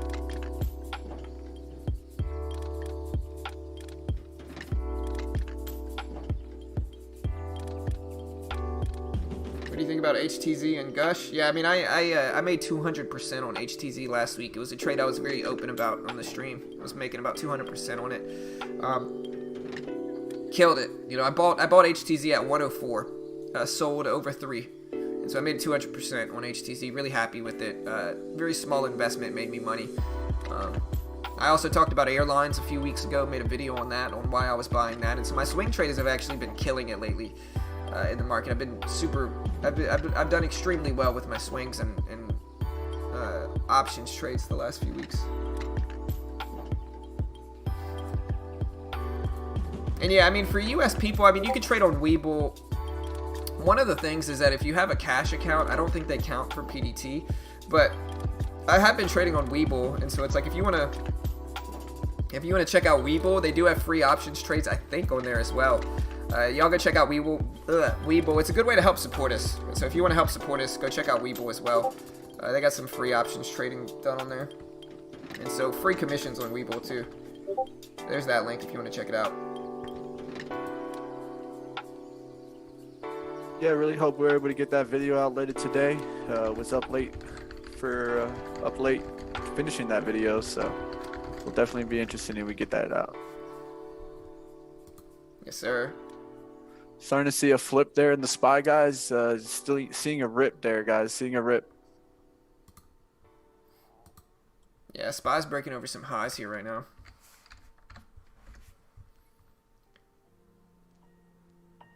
We're also going to be doing some giveaways soon, so make sure y'all subscribe to be a part of the giveaway. I'm going to be giving away some of these mugs that I have, and I might be giving away some other stuff too. And so, what would you guys like to see a giveaway on? Give me some ideas. I've been thinking about giveaways.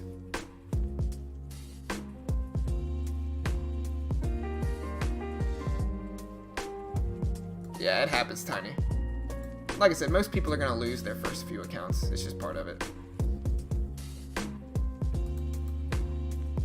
the spies rip it up. I don't hate the rebound bounce on Roku. Yeah, definitely, team. Don't miss out. We'll be having a new production style, new camera, definitely in higher quality. So definitely don't miss it, guys. 10K. Yeah, guys. Yeah, Mitch's got a dope video. He's coming out. I like trade ideas. It should be out this afternoon, around 6 p.m. Central, 7 p.m. market time. Merch. Yeah, we got some merch. Yeah, if you like trade ideas or have any other questions, save it for the end of the stream. John can go over some of the features, some of the cool features of it, or if you have any specific thing you want to check out in TradeNet, let him know. I'll check it out for you. Yeah, for sure. Oh, yeah. trade ideas, my bad. That's what I meant. Yeah, for sure.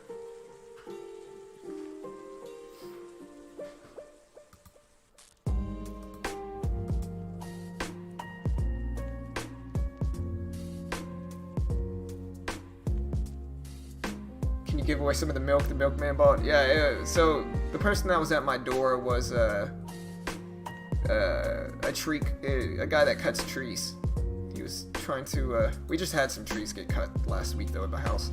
And so, but yeah, that's what he was doing. He was trying to sell his service. I think we got his card. I'm super nice to everybody that always comes to the door. I'm not trying to make myself sound better, but like, I'm probably the prime target for a lot of door-to-door salesmen, right? We had a last week we had a guy come to our door trying to sell me their pest service, their pest control, right? He was trying to sell me like Terminex, and like just to preface the rest of this, like we already have Terminex. Terminex comes once per month here, right?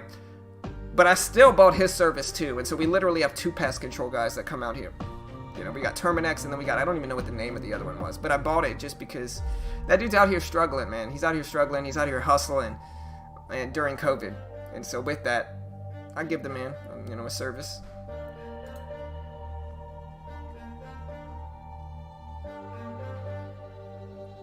Oh, I got you, James.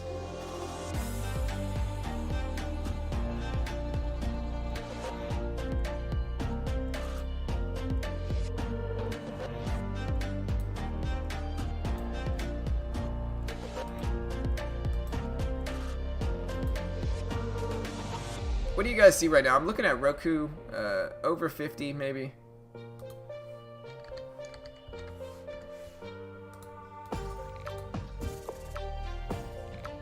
Roku's just got a big range, and so I don't hate it, but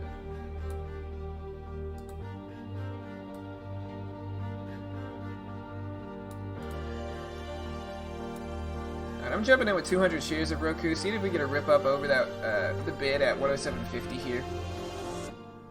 But I'm in with 200 on Roku. We're gonna try to make this thing work. Down about 10 bucks. Hopefully the market will drag this thing up. Ooh, that's not what I want to see.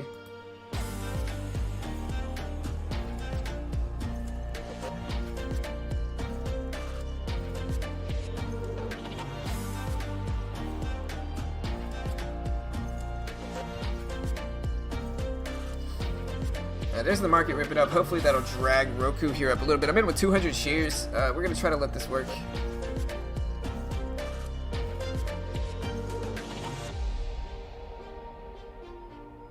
There's 47s. There's 50s. There's 44s. Alright, we're trying here. Come on, $50 on Roku. Snap breaking up to that previous closing price. Market breaking highs here. Market just broke over highs. That should drag me up, and this is what I was anticipating here. So the market just broke highs. I don't think I'm going to scale. I might scale out of it, but I don't know. I'm actually planning on just keeping it one and done if we can get a big enough rip here.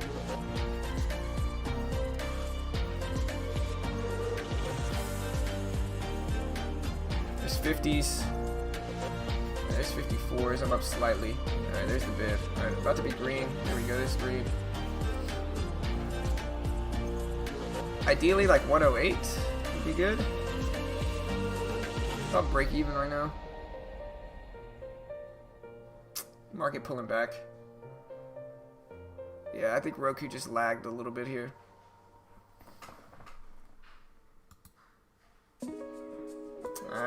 I'm probably gonna get out now.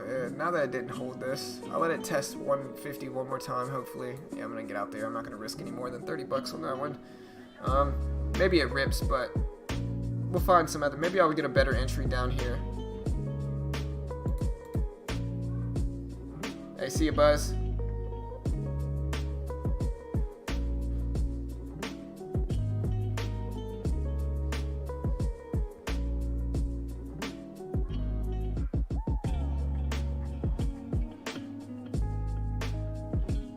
VWAP bounce mug.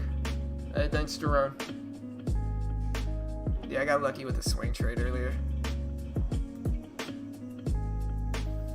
I've been doing much better shorting today, though, guys. Like, way better shorting positions.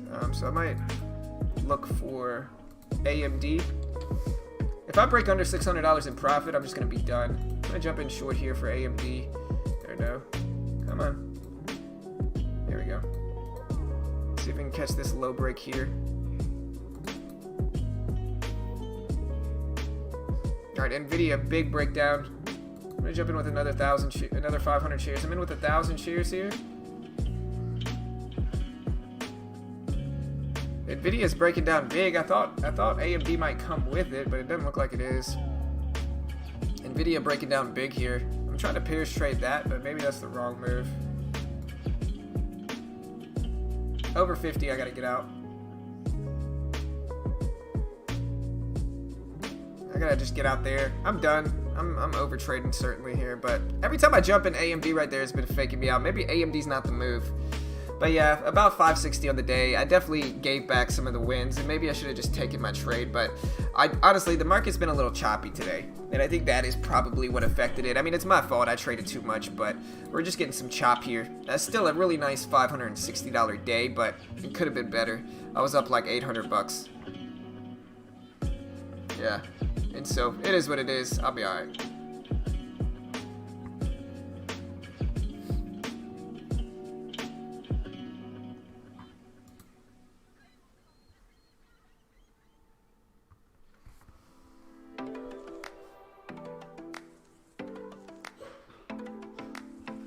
What do you guys think? How did you guys do today? Let me know what you guys did. How did you guys do all today?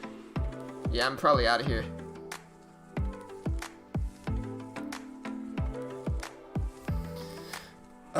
So I got into Snap over the weekend and I held it. I got in at 1980 here for Snap, so I got in right around here. And it was able to ride that up for a huge squeeze. So I'll take that for sure. Remember, guys, to hit that subscribe button. Click the bell. We do this live for free every single day on YouTube, so show your support for what we do here. Smash that subscribe button. Click the like button if you haven't already. And yeah, guys, I appreciate the support.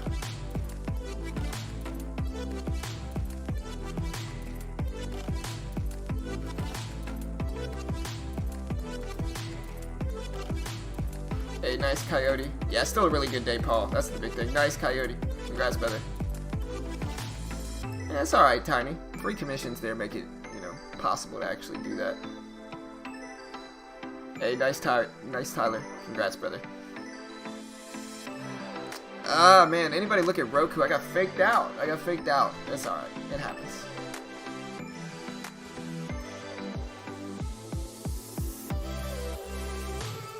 Any swing trades you would recommend? Not right now. See, a few weeks ago I think was ideal time to swing trade. Right now it's just kind of like, well, you got some setups that are there, you got some moves going on, but I think the market's a little bit extended up here now, unfortunately. And so I don't know what we're gonna do here. The lifetime highs are at 339s, but like the market's kind of up there right now, a little bit too up there for me to enjoy. And for me to really bet, like a few weeks ago, I think betting that some of these industries were going to bounce back made sense. Maybe Uber and maybe gas. I know gas have been ripping up. And so Exxon's down today, but gapped up huge. But like maybe Exxon, because I think the oil and gas stocks are going to start to come back now that people are going to be out driving a lot more. People are going to be off of lockdown. Summer's here. Planes are going to fly more. All of that stuff. So I think the oil and gas industry might see a resurgence here, up to like, I'm looking at ExxonMobil, maybe up to like 62s. So up up about 20%. I don't hate that, but that's about all I see right now, is maybe a 20% move in Exxon, or oil and gas in general. But I also think they've moved up a lot in the last few weeks with the market too. So it's hard to tell, honestly. And I don't, I don't want people to copy me here.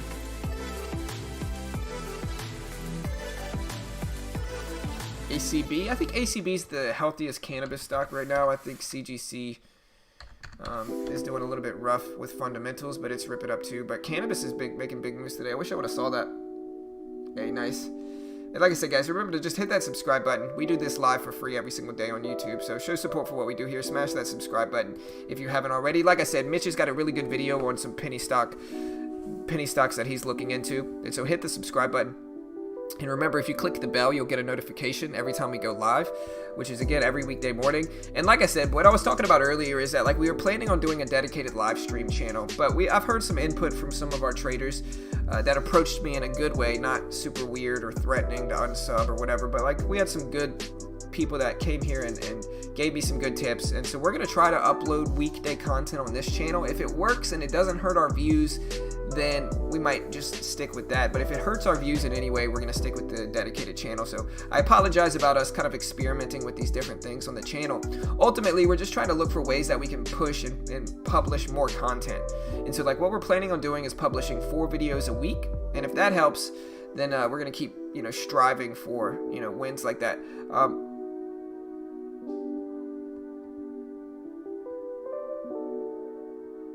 I don't know, Trey. I don't know, Todd. It's tough, brother. I don't know what they're going to do, man.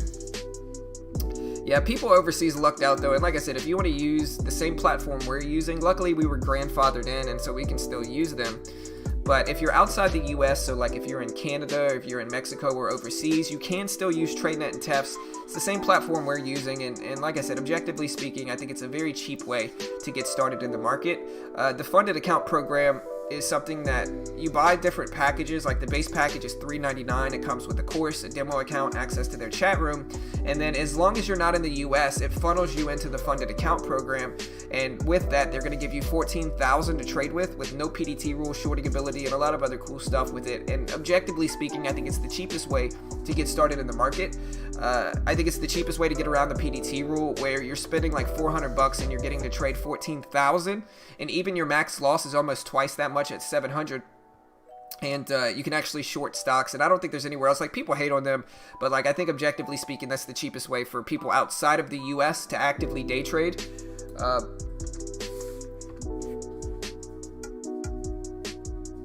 So no, you can lose 700. And so the max loss is 700, but you're spending 400, right? So you're spending 400, your max loss is 700. So again, objectively speaking, you're getting a lot to be able to actually lose here.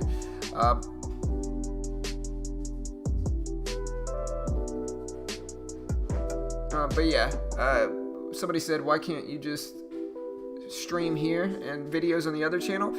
Because the reason we want to keep our videos here is because we've uploaded thousands of videos. We've uploaded hundreds and hundreds of videos here, right? And so if we switch to only doing live streams on this channel and uploading videos on the other one, we're basically going to kind of hide all of our old content from people, and we'd like people to still see it. And like, nobody really re-watches streams, right? So nobody really re-watches streams, and so like with that, I think it's a lot better to just start to upload daily videos here and switch the live stream to a dedicated channel. But again, that's something we're still experimenting with, and we're working on different things with that. Like I said, Mitch did a video. We're going to try to upload like evening content here. So we're going to try to live stream and keep the videos here. We'll see if that's going to work. And like I said, forgive us for experimenting with some stuff, because we're still trying a few. No, they're not taking US customers, BIY. That's only for people outside the US, brother. Here, let me delete that and add that here just to be sure.